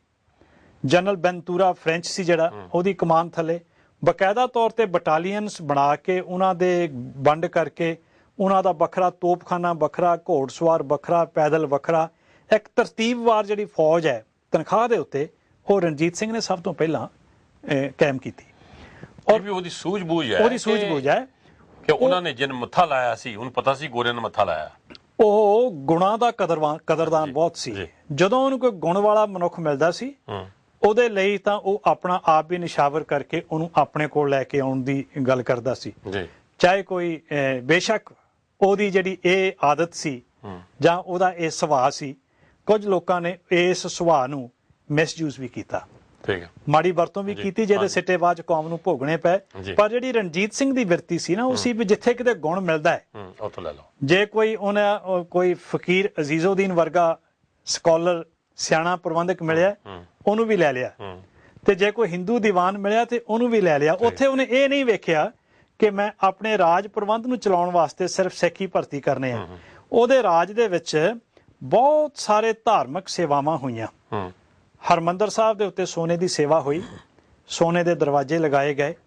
ਬਹੁਤ ਸਾਰੇ ਇਤਿਹਾਸਕ ਗੁਰਦੁਆਰਿਆਂ ਦੇ ਨਾਲ, ਤਰਨ ਤਾਰਨ, ਨਨਕਾਣਾ ਸਾਹਿਬ ਤੇ ਹੋਰ ਗੁਰਦੁਆਰਿਆਂ ਦੇ ਨਾਲ ਬਹੁਤ ਵੱਡੀਆਂ ਵੱਡੀਆਂ ਜਗੀਰਾਂ ਲਗਵਾਈਆਂ ਗਈਆਂ। ਪਟਨਾ ਸਾਹਿਬ, ਹਜੂਰ ਸਾਹਿਬ, ਤਖਤ ਜਿਹੜੇ ਸਾਹਿਬਾਨ ਸੀ, ਉੱਥੋਂ ਦੀਆਂ ਗੁਰਧਾਮਾਂ ਦੇ ਗੁਰਦੁਆਰਿਆਂ ਦੀਆਂ ਸੇਵਾਵਾਂ ਕੀਤੀਆਂ ਗਈਆਂ। ਇੱਥੋਂ ਤੱਕ ਕਿ ਜਿਸ ਵੇਲੇ ਹਜੂਰ ਸਾਹਿਬ ਉਹਨੇ ਆਪਣੇ ਸਿੰਘ ਭੇਜੇ ਨਾ ਸੇਵਾ ਕਰਾਉਣ ਵਾਸਤੇ, ਤੇ ਉੱਥੇ ਦੇ ਪੁਜਾਰੀ ਸ਼ਾਇਦ ਨਹੀਂ ਚਾਹੁੰਦੇ ਸੀ ਕਿ ਇਸ ਸਥਾਨ ਦੀ ਸੇਵਾ ਹੋਵੇ।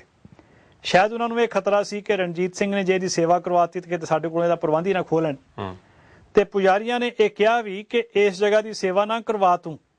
ਇੱਥੇ ਗੁਰੂ ਸਾਹਿਬ ਨੇ ਬਚਨ ਕੀਤਾ ਹੋਇਆ ਹੈ ਕਿ ਜਿਹੜਾ ਵੀ ਮਨੁੱਖ ਇਹਨਾਂ ਸਥਾਨਾਂ ਦੀ ਸੇਵਾ ਕਰਾਊਗਾ ਉਹਦਾ ਘਰ ਘਾਟ ਤਬਾਹ ਹੋ ਜਾਊਗਾ, ਉਹਦਾ ਪਰਿਵਾਰ ਖਤਮ ਹੋ ਜਾਊਗਾ।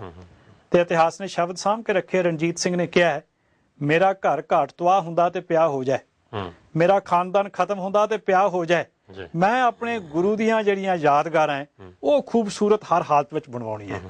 ਬੜੀਆਂ ਸੇਵਾਵਾਂ ਕੀਤੀਆਂ। ਜਿੱਥੇ ਉਹਨੇ ਸਿੱਖ ਧਾਰਮਿਕ ਸਥਾਨ ਜਿਹੜੇ ਸੀ ਉਹ ਬਣਵਾਏ, ਉਹਦੇ ਨਾਲ ਹੀ ਕਿਸੇ ਦੀ ਮਸੀਤ ਬਣਵਾ ਕੇ ਦਿੱਤੀ, ਕਿਸੇ ਦਾ ਮੰਦਿਰ ਬਣਵਾ ਕੇ ਦਿੱਤਾ।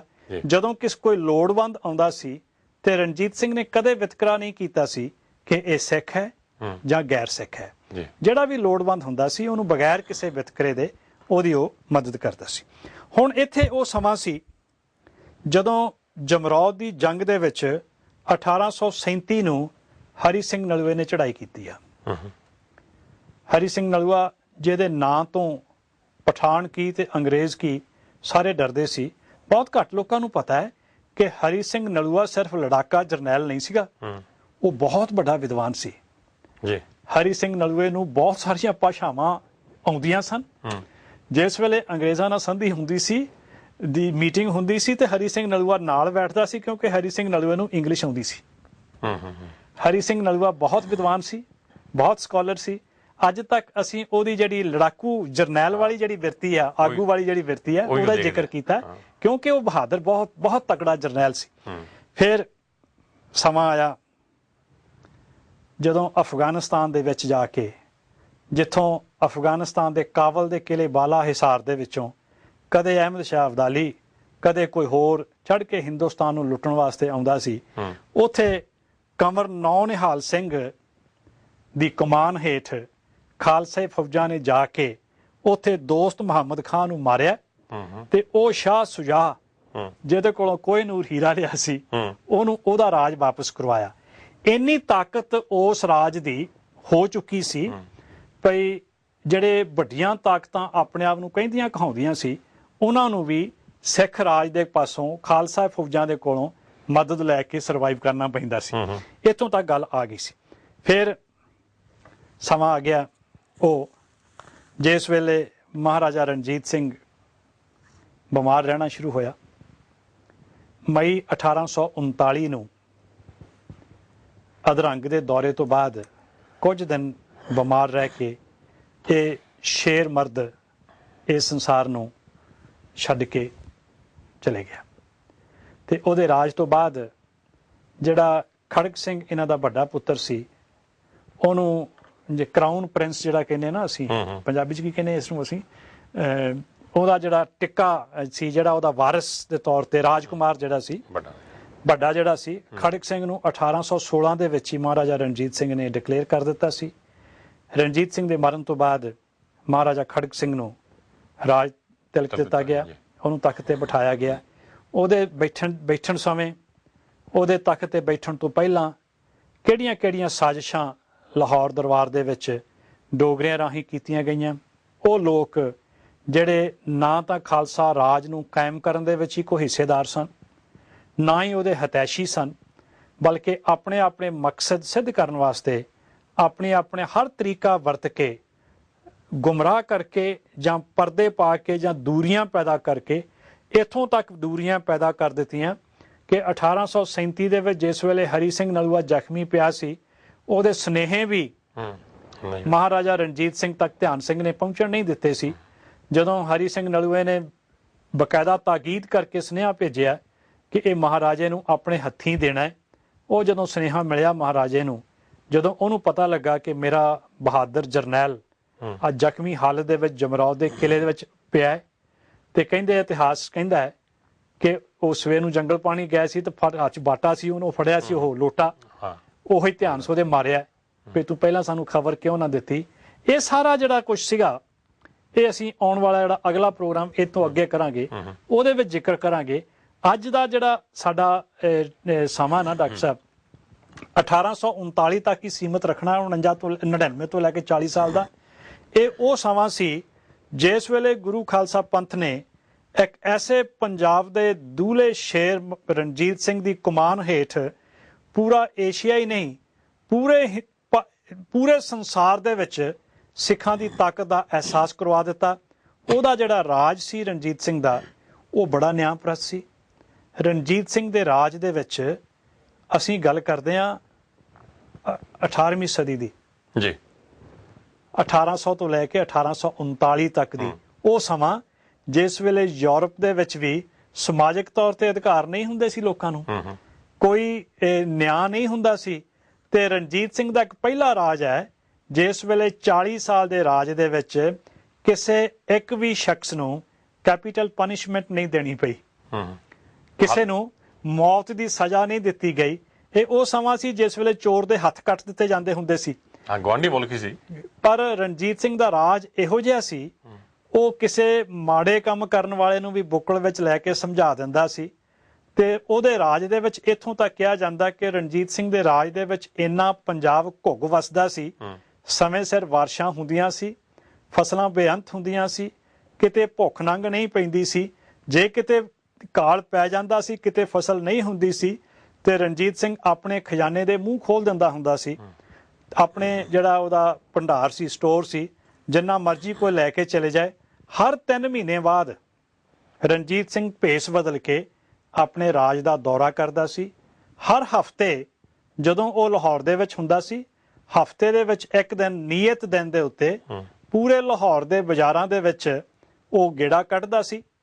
ਔਰ ਉਹ ਉਸ ਸਮੇਂ ਕੋਈ ਵੀ ਸ਼ਖਸ, ਕੋਈ ਵੀ ਬੱਚਾ ਜਾਂ ਬਿਰਧ ਉਹਨੂੰ ਮਿਲ ਸਕਦਾ ਸੀ, ਆਪਣੀ ਮੁਸ਼ਕਲ ਦੱਸ ਸਕਦਾ ਸੀ, ਤੇ ਰਣਜੀਤ ਸਿੰਘ ਉਸੇ ਵੇਲੇ ਹੀ ਉਹਦੀ ਮੁਸ਼ਕਲ ਜਿਹੜੀ ਹੈ ਉਹ ਹੱਲ ਕਰ ਦਿੰਦਾ ਸੀ।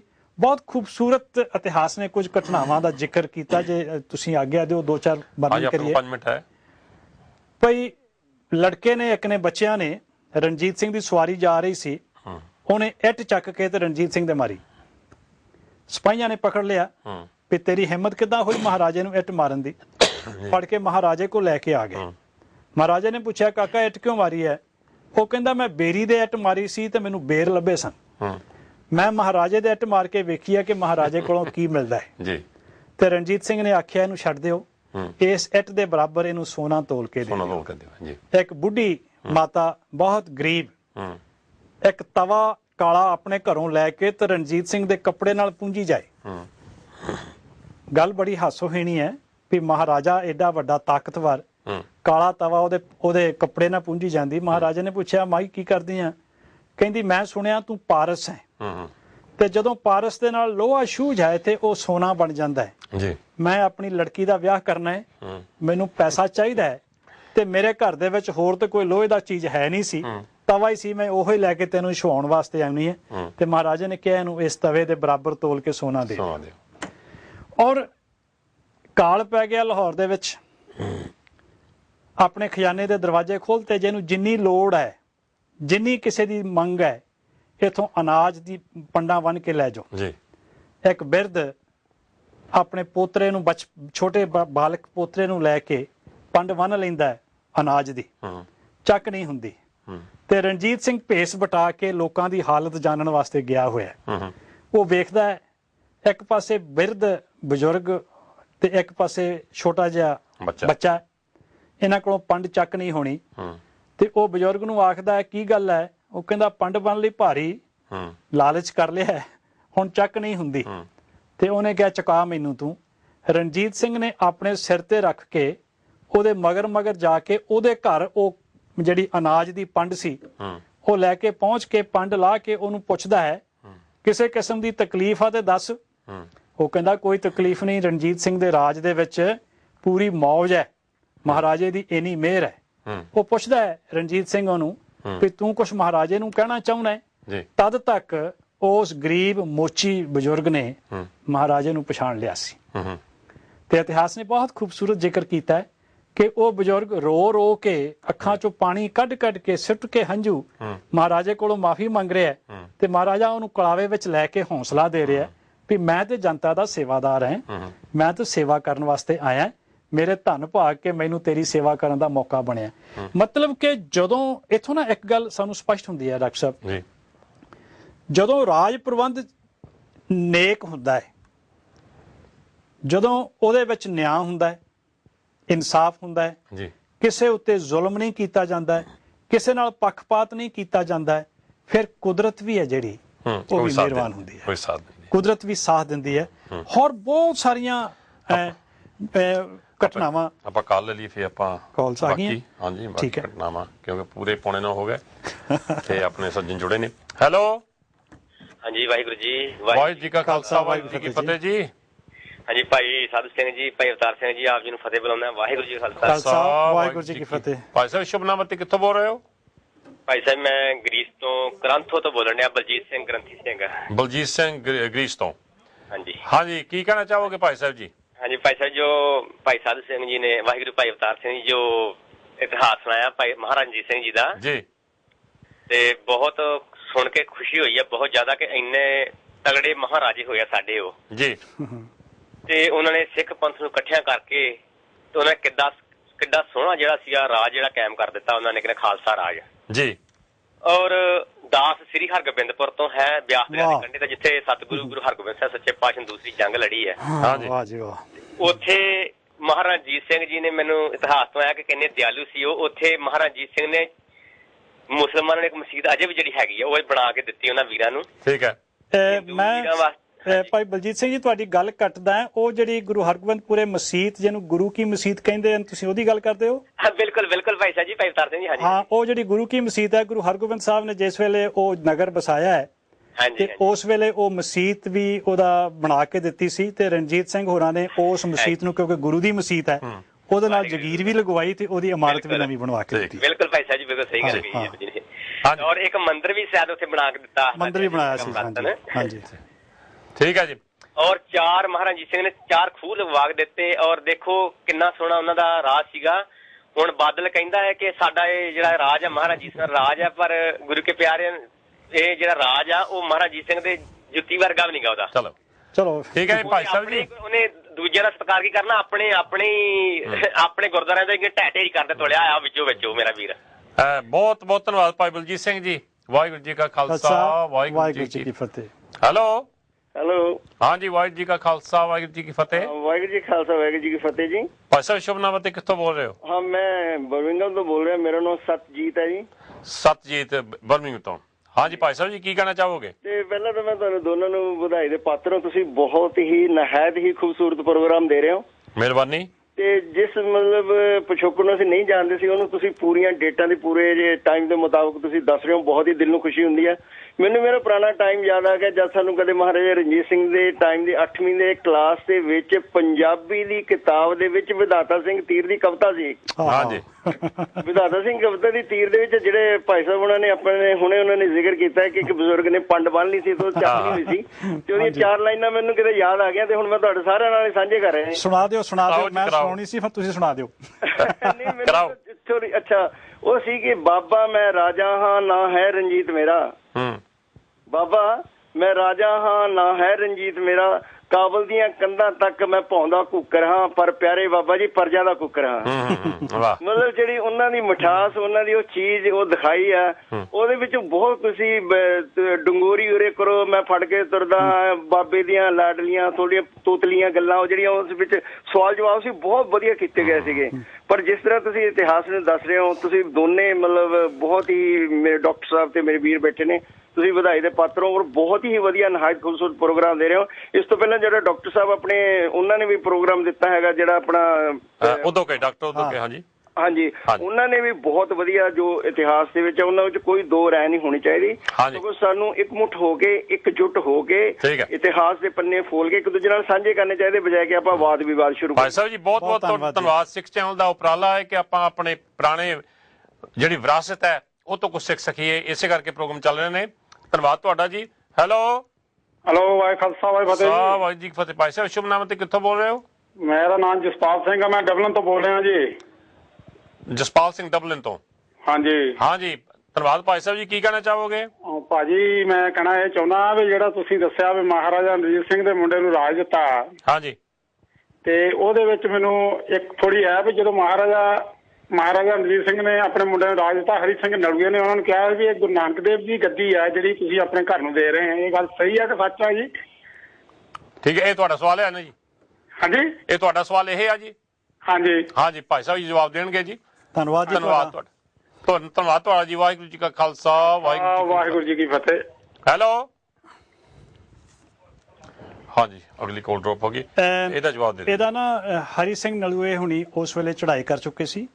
ਹਰੀ ਸਿੰਘ ਨਲੂਏ 1837 ਦੇ ਵਿੱਚ ਚੜ੍ਹਾਈ ਕਰ ਗਏ ਸੀ ਜੀ। ਪਰ ਇਹ ਗੱਲ ਸੱਚ ਹੈ ਕਿ ਸਿੱਖ ਸਰਦਾਰਾਂ ਨੇ ਇਹ ਗੱਲ ਆਖੀ ਸੀ ਕਿ ਇਹ ਖਾਲਸਾ ਪੰਥ ਦਾ ਰਾਜ ਹੈ, ਇਹ ਤੇਰੇ ਪਰਿਵਾਰ ਦੀ ਜਾਗੀਰ ਨਹੀਂ ਜੀ। ਇਹ ਗੱਲ ਆਈ ਸੀ ਜੀ, ਪਰ ਇਹ ਆਉਣ ਵਾਲੇ ਸਮੇਂ 'ਚ ਆਪਾਂ ਇਹਦੇ ਬਾਰੇ ਗੱਲ ਕਰਾਂਗੇ। ਜਿਹੜੀ ਜਦੋਂ ਤੱਕ ਕਾਲ ਆਉਂਦੀ ਹੈ, ਹਾਂਜੀ, ਜਿਸ ਤੱਕ ਸਵਾਲ ਸੀ ਨਾ ਰਣਜੀਤ ਸਿੰਘ ਦੇ ਆਪਣੇ ਜੀਵਨ ਦਾ, ਹਾਂਜੀ, ਬਹੁਤ ਸਾਰੇ ਲੋਕਾਂ ਨੇ ਉਹਦੇ ਉੱਤੇ ਬਹੁਤ ਵਿਚਾਰੇ ਦੇ ਉੱਤੇ ਲਾਇਆ ਵੀ ਉਹ ਐਸੀ। ਉਹ ਇੱਕ ਐਸਾ ਸ਼ਰਧਾਵਾਨ ਸਿੱਖ ਸੀ ਜਿਹੜੇ ਆਪਣੇ ਦਿਨ ਦੀ ਸ਼ੁਰੂਆਤ ਸ੍ਰੀ ਗੁਰੂ ਗ੍ਰੰਥ ਸਾਹਿਬ ਜੀ ਤੋਂ ਹੁਕਮਨਾਮਾ ਸੁਣਨ ਤੋਂ ਬਾਅਦ ਉਹ ਸਿਰਫ ਹੁਕਮਨਾਮਾ ਨਹੀਂ ਸੁਣਦਾ ਸੀ, ਹੁਕਮਨਾਮੇ ਦੀ ਕਥਾ ਵੀ ਸੁਣਦਾ ਸੀ। ਜਦੋਂ ਕਿਤੇ ਅੰਮ੍ਰਿਤਸਰ ਆਉਂਦਾ ਸੀ, ਪਰਿਕਰਮਾ ਦੇ ਵਿੱਚ ਬੈਠ ਕੇ ਬਾਣੀ ਸਰਵਣ ਕਰਦਾ ਸੀ। ਜਦੋਂ ਕੋਈ ਉਹਨੂੰ ਬਹੁਤ ਵਧੀਆ ਚੀਜ਼ ਭੇਟ ਹੁੰਦੀ ਸੀ ਤੇ ਉਹ ਆਪ ਨਹੀਂ ਰੱਖਦਾ ਸੀ, ਉਹ ਸਿੱਧਾ ਗੁਰੂ ਰਾਮਦਾਸ ਦੇ ਦਰਬਾਰ ਦੇ ਵਿੱਚ ਭੇਜ ਦਿੰਦਾ ਸੀ। ਹੈਦਰਾਬਾਦ ਦੇ ਨਿਜ਼ਾਮ ਨੇ ਉਹ ਹੀਰੇ ਜਿਹੜੀ ਇੱਕ ਚਾਨਣੀ ਰਣਜੀਤ ਸਿੰਘ ਨੂੰ ਭੇਟ ਕੀਤੀ, ਤੇ ਇਹਨੇ ਜਦੋਂ ਖੋਲ ਕੇ ਵੇਖੀ, ਜਦੋਂ ਉਹ ਇੰਨੀ ਖੂਬਸੂਰਤ ਸੀ, ਹੀਰੇ ਲੱਗੇ ਹੋਏ ਸੀ, ਉਸਨੇ ਆਖਿਆ ਨਹੀਂ, ਇਹ ਇੰਨਾ ਕੀਮਤੀ ਜਿਹੜਾ ਤੋਹਫਾ ਹੈ ਇਹ ਮੈਂ ਇਹਦੇ ਲਾਇਕ ਨਹੀਂ, ਇਹ ਗੁਰੂ ਰਾਮਦਾਸ ਦੇ ਦਰਬਾਰ ਦੇ ਵਿੱਚ ਹੀ ਸ਼ੋਭਦਾ ਹੈ। ਉਹ ਉਸੇ ਵੇਲੇ ਲੈ ਕੇ ਹਰਮੰਦਰ ਸਾਹਿਬ ਹਾਜ਼ਰ ਹੋ ਗਿਆ। ਬੇਸ਼ੱਕ ਉਸ ਚੰਦੋਏ ਨੂੰ, ਕਿਉਂਕਿ ਇੱਕ ਵਾਰੀ ਰਣਜੀਤ ਸਿੰਘ ਵਾਸਤੇ ਖੁੱਲ ਚੁੱਕਾ ਸੀ, ਉਹਨੂੰ ਪੁਜਾਰੀਆਂ ਨੇ ਗੁਰੂ ਗ੍ਰੰਥ ਸਾਹਿਬ ਦੇ ਉੱਤੇ ਨਹੀਂ ਲਗਾਇਆ, ਪਰ 1984 ਤੱਕ ਉਹ ਤੋਸ਼ੇਖਾਨੇ ਦਾ ਹਿੱਸਾ ਰਿਹਾ ਤੇ ਤੋਸ਼ੇਖਾਨੇ ਦੇ ਵਿੱਚ ਹੀ ਰਹੀ। ਜਦੋਂ ਜਲਾਉ ਲੱਗਦਾ ਸੀ ਉਦੋਂ ਉਹਦੇ ਦਰਸ਼ਨ ਕਰਵਾਉਂਦੇ ਸੀ। ਇੱਥੋਂ ਗਾ ਆਪਾਂ ਕਾਲ ਲਈ ਇੱਥੋਂ ਗਾ ਚਲਾਂਗੇ ਹੋਰ।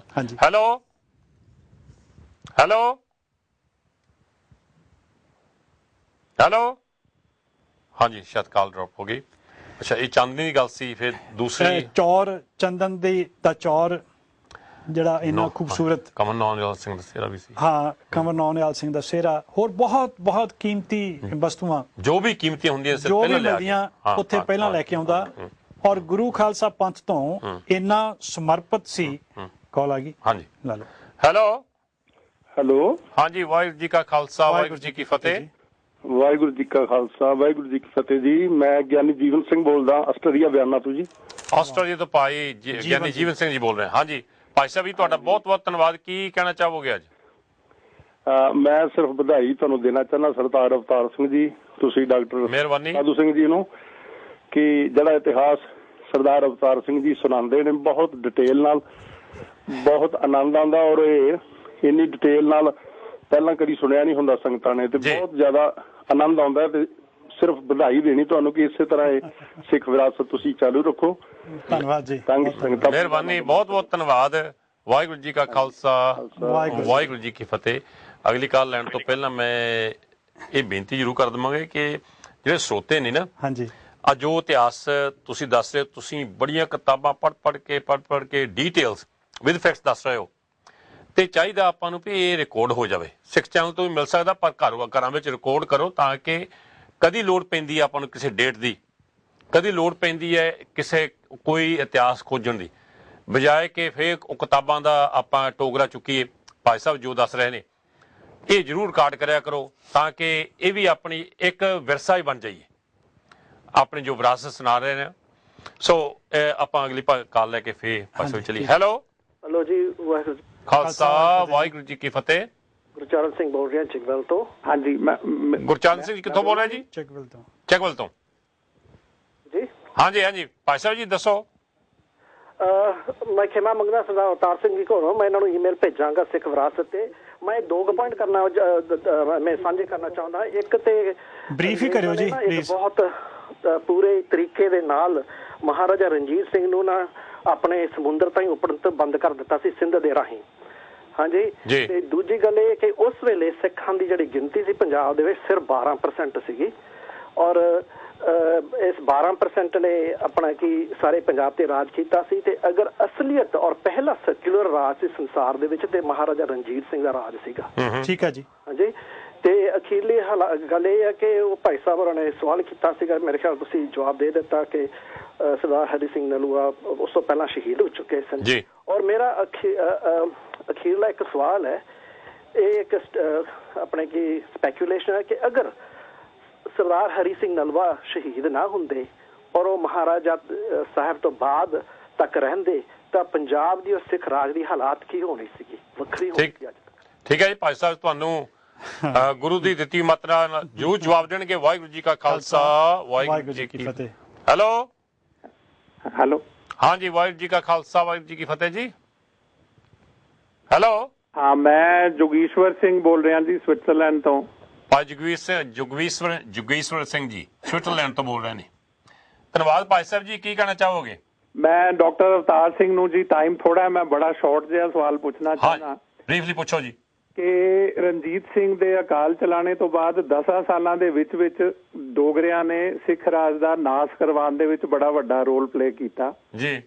ਸਾਰੇ ਗੱਦਾਰ ਸੀ, ਭਾਵੇਂ ਧਿਆਨ ਸਿੰਘ ਹੋਵੇ, ਭਾਵੇਂ ਦੂਜੇ ਹੀਰਾ ਸਿੰਘ ਜਾਂ ਗੁਲਾਬ ਸਿੰਘ ਜਿਹਨੂੰ ਬਾਅਦ ਚ ਜੰਮੂ ਕਸ਼ਮੀਰ ਦਾ ਰਾਜਾ ਬਣਾਇਆ ਗਿਆ ਜੀ। ਜਦੋਂ ਜਨਰਲ ਹਰੀ ਸਿੰਘ ਨਲਵੇ ਵਰਗੇ ਜਾਂ ਸ਼ਾਮ ਸਿੰਘ ਅਟਾਰੀ ਵਾਲੇ ਵਰਗੇ ਕਾਬਲ ਸਿੱਖ ਜਾਂ ਹੋਰ ਜਿਨ੍ਹਾਂ ਦੇ ਹੁਣ ਇੰਨਾ ਟਾਈਮ ਨਹੀਂ ਹੈਗਾ, ਮੈਂ ਤੁਹਾਨੂੰ ਪੂਰੀ ਲਿਸਟ ਦੇ ਸਕਦਾ ਨਾਵਾਂ ਦੀ, ਇਹ ਰਣਜੀਤ ਸਿੰਘ ਦੇ ਫੇਲਿਅਰ ਆਫ ਜੱਜਮੈਂਟ ਨਹੀਂ ਕਿਹਾ ਜਾ ਸਕਦਾ ਕਿ ਉਹਨਾਂ ਨੇ ਇੰਨੇ ਇੰਪੋਰਟੈਂਟ ਜਿਹੜੀਆਂ ਸਟੇਟ ਦੀਆਂ ਪੋਜੀਸ਼ਨ ਸੀ ਉਹ ਇਹੋ ਜਿਹੇ ਲੋਕਾਂ ਨੂੰ ਦਿੱਤੀਆਂ ਜਿਨ੍ਹਾਂ ਨੇ ਕਿ 5-7 ਸਾਲਾਂ ਦੇ ਅੰਦਰ ਸਾਰਾ ਸੱਤਿਆਨਾਸ਼ ਕਰਕੇ ਸਿੱਖ ਰਾਜ ਦਾ ਹੀ ਨੇਸਤੋ ਨਾਬੂਦ ਕਰਾ ਛੱਡਿਆ। ਠੀਕ ਹੈ ਜੀ ਭਾਈ ਸਾਹਿਬ ਜੀ, ਧੰਨਵਾਦ ਤੁਹਾਡਾ। ਭਾਈ ਅਵਤਾਰ ਸਿੰਘ ਤੁਹਾਨੂੰ ਜਵਾਬ ਦੇਣਗੇ। ਵਾਹਿਗੁਰੂ ਜੀ ਕਾ ਖਾਲਸਾ ਵਾਹਿਗੁਰੂ ਜੀ ਕੀ ਫਤਿਹ ਜੀ। ਵਾਹਿਗੁਰੂ ਜੀ ਕੀ ਫਤਿਹ। ਹਾਂਜੀ, ਵੈਰੀ ਬਰੀਫਲੀ ਇਹ ਜਿਹੜਾ ਸੀ ਨਾ ਅੱਜ ਦੇ ਪ੍ਰੋਗਰਾਮ ਦੇ ਵਿੱਚ ਸਿਰਫ ਉਹ ਜਿਹੜੇ ਉਸਾਰੂ ਪੱਖ ਸੀ ਮਹਾਰਾਜਾ ਰਣਜੀਤ ਸਿੰਘ ਦੇ ਰਾਜ ਦੇ, ਉਹਦਾ ਜ਼ਿਕਰ ਕੀਤਾ ਹੈ। ਅਗਲੇ ਹਫ਼ਤੇ ਰਣਜੀਤ ਸਿੰਘ ਦੇ ਰਾਜ ਤੋਂ ਬਾਅਦ 1839 ਤੋਂ ਲੈ ਕੇ 1848 ਤੱਕ ਅੰਗਰੇਜ਼ਾਂ ਦੇ ਗੁਲਾਮ ਹੋਣ ਤੱਕ ਦਾ ਜਿਹੜਾ ਸਮਾਂ ਹੈ, ਜਿਹਦੇ ਵਿੱਚ ਅੰਗਰੇਜ਼ਾਂ ਦੇ ਨਾਲ ਸਾਡੀਆਂ ਲੜਾਈਆਂ ਹੋਈਆਂ ਜਿਹੜੀਆਂ 3-4, ਉਹਨਾਂ ਦਾ ਜ਼ਿਕਰ ਕਰਾਂਗੇ। ਤੇ ਇਹਨਾਂ ਸਾਰੇ ਹਾਲਤਾਂ ਦਾ ਜ਼ਿਕਰ ਅਸੀਂ ਉਸ ਵੇਲੇ ਕਰਾਂਗੇ। ਇਹਨੂੰ ਅਸੀਂ ਫੇਲੂਅਰ ਨਹੀਂ ਕਹਿ ਸਕਦੇ, ਮੈਂ ਇਹ ਕਹਿ ਸਕਦੇ ਹਾਂ ਵੀ ਉਹ ਲੋਕ ਜਿਹੜੇ ਸੀਗੇ ਉਹ ਇੱਕ ਸਾਜ਼ਿਸ਼ ਤਹਿਤ ਆਪਣੇ ਆਪ ਨੂੰ ਚੰਗੇ ਬਣ ਕੇ ਸਾਬਤ ਕਰਦੇ ਸੀ, ਤੇ ਅਸੀਂ ਹਰ ਇੱਕ ਦੇ ਉੱਤੇ ਵਿਸ਼ਵਾਸ ਕਰਨ ਵਾਲੇ ਭੋਲੇ ਭਾਲੇ ਜਾਂ ਲੋਕ ਅਸੀਂ ਹਰ ਇੱਕ ਨੂੰ ਆਪਣੇ ਵਰਗੇ ਸਮਝਦੇ ਹਾਂ, ਤੇ ਇਹਦਾ ਉਹਨਾਂ ਨੇ ਨਜਾਇਜ਼ ਫਾਇਦਾ ਉਠਾਇਆ। But in detail we will talk in next program ਦੇ ਵਿੱਚ। ਜਿਹੜੀ ਇੱਕ ਸੀ ਨਾ ਉਹਦੀ ਪੰਥ ਪ੍ਰਸਤੀ ਦੀ ਗੱਲ, ਮੈਂ ਉਹ ਇੱਕ ਸਾਂਝੀ ਕਰਨੀ ਚਾਹੁੰਦਾ ਜੀ। ਹਿੰਦੁਸਤਾਨ ਦਾ ਨਹੀਂ, ਪੂਰੇ ਸੰਸਾਰ ਦਾ ਸ਼ਕਤੀਸ਼ਾਲੀ ਰਾਜਾ ਰਣਜੀਤ ਸਿੰਘ, ਜਿਹਨੇ ਅੰਮ੍ਰਿਤਸਰ ਨੂੰ ਆਪਣੇ ਰਾਜ ਵਿੱਚ ਸ਼ਾਮਲ ਕਰਨ ਸਮੇਂ 1802 ਦੇ ਵਿੱਚ ਅਕਾਲੀ ਫੂਲਾ ਸਿੰਘ ਦੇ ਸਾਹਮਣੇ 3 ਸ਼ਰਤਾਂ ਮੰਨੀਆਂ ਸਨ ਜੀ। ਇਤਿਹਾਸ ਦੇ ਵਿੱਚ ਇੱਕ ਐਸਾ ਸਮਾਂ ਆਇਆ, ਕਿਸੇ ਕਾਰਨ ਬਸ ਉਹਨੇ ਮੋਹਰਾਂ ਦੇ ਨਾਂ ਦੇ ਉੱਤੇ ਸਿੱਕਾ ਜਾਰੀ ਕਰ ਦਿੱਤਾ। ਅਕਾਲੀ ਫੂਲਾ ਸਿੰਘ ਨੇ ਉਸੇ ਵੇਲੇ ਰਣਜੀਤ ਸਿੰਘ ਨੂੰ ਇੱਕ ਗੁਨਾਹਗਾਰ ਦੇ ਰੂਪ ਦੇ ਵਿੱਚ ਅਕਾਲ ਤਖਤ ਸਾਹਿਬ ਤੇ ਤਲਬ ਕੀਤਾ। ਉਹਨੂੰ ਬੁਲਾਇਆ ਗਿਆ ਤੇ ਰਣਜੀਤ ਸਿੰਘ ਨੇ 1 ਸੈਕਿੰਡ ਵਾਸਤੇ ਵੀ ਇਹ ਨਹੀਂ ਕਿਹਾ ਮੈਂ ਸੰਸਾਰ ਦਾ ਐਡਾ ਸ਼ਕਤੀਸ਼ਾਲੀ ਰਾਜਾ, ਇਹ ਫੂਲਾ ਸਿੰਘ ਕੌਣ ਹੁੰਦਾ ਮੈਨੂੰ ਸੱਦਣ ਵਾਲਾ। ਉਸੇ ਵੇਲੇ ਹੀ ਸੁਨੇਹਾ ਮਿਲਦਿਆਂ ਹੀ ਹੱਥ ਜੋੜ ਕੇ ਆ ਕੇ ਅਕਾਲੀ ਫੂਲਾ ਸਿੰਘ ਦੇ ਸਾਹਮਣੇ, ਪੰਥ ਦੇ ਸਾਹਮਣੇ ਗਲ 'ਚ ਪੱਲਾ ਪਾ ਕੇ ਖੜਾ ਹੋ ਗਿਆ। ਤੇ ਅਕਾਲੀ ਫੂਲਾ ਸਿੰਘ ਵੀ ਸ਼ਾਇਦ ਅੱਜ ਕੱਲ੍ਹ ਦੇ ਸਿਆਸੀਕਰਨ ਹੋਇਆਂ ਵਾਲਿਆਂ ਤੋਂ ਚੰਗਾ ਸੀ। ਉਹਨੇ ਉਸੇ ਵੇਲੇ ਹੀ ਸਜ਼ਾ ਦੇ ਦਿੱਤੀ ਰਣਜੀਤ ਸਿੰਘ ਨੂੰ ਕੋੜੇ ਮਾਰਨ ਦੀ। ਤੇ ਰਣਜੀਤ ਸਿੰਘ ਇੱਕ ਸ਼ਰਧਾਵਾਨ ਸਿੱਖ ਹੋਣ ਦੇ ਤੌਰ ਤੇ ਅਕਾਲ ਤਖਤ ਦੇ ਸਾਹਮਣੇ ਲਾਚੀ ਵੇਰ ਦੇ ਨਾਲ ਬੰਨ੍ਹ ਦਿੱਤਾ ਗਿਆ। ਪਿੱਠ ਤੋਂ ਉਹਨੇ ਆਪਣਾ ਚੋਲਾ ਚੱਕ ਦਿੱਤਾ ਕੋੜੇ ਮਾਰਨ ਵਾਸਤੇ। ਤੇ ਅਕਾਲੀ ਫੂਲਾ ਸਿੰਘ ਨੇ ਸੇਵਾਦਾਰ ਨੂੰ ਰੋਕ ਦਿੱਤਾ, ਰੁਕ ਜਾ, ਮਰੇ ਨੂੰ ਕੀ ਮਾਰਨਾ ਹੈ। ਤੇ ਉਸੇ ਵੇਲੇ ਹੀ ਉਹ ਮੋਹਰਾਂ ਨਾਂ ਦੇ ਉੱਤੇ ਢਾਲੇ ਗਏ ਸਿੱਕੇ ਜਿਹੜੇ ਸੀ, ਉਹਨਾਂ ਨੂੰ ਦੁਬਾਰਾ ਢਾਲਿਆ ਗਿਆ। ਦੁਬਾਰਾ ਟਕਸਾਲ ਦੇ ਵਿੱਚੋਂ ਨਾਨਕਸ਼ਾਹੀ ਸਿੱਕੇ ਜਿਹੜੇ ਸੀਗੇ ਢਾਲ ਕੇ ਸਾਹਮਣੇ ਲਿਆਂਦੇ ਗਏ। ਇਹ ਉਹਦੀ ਪੰਥ ਪ੍ਰਤੀ ਜਿਹੜੀ ਸੀ ਨਿਮਰਤਾ, ਹਾਂਜੀ ਉਹ ਸੀ।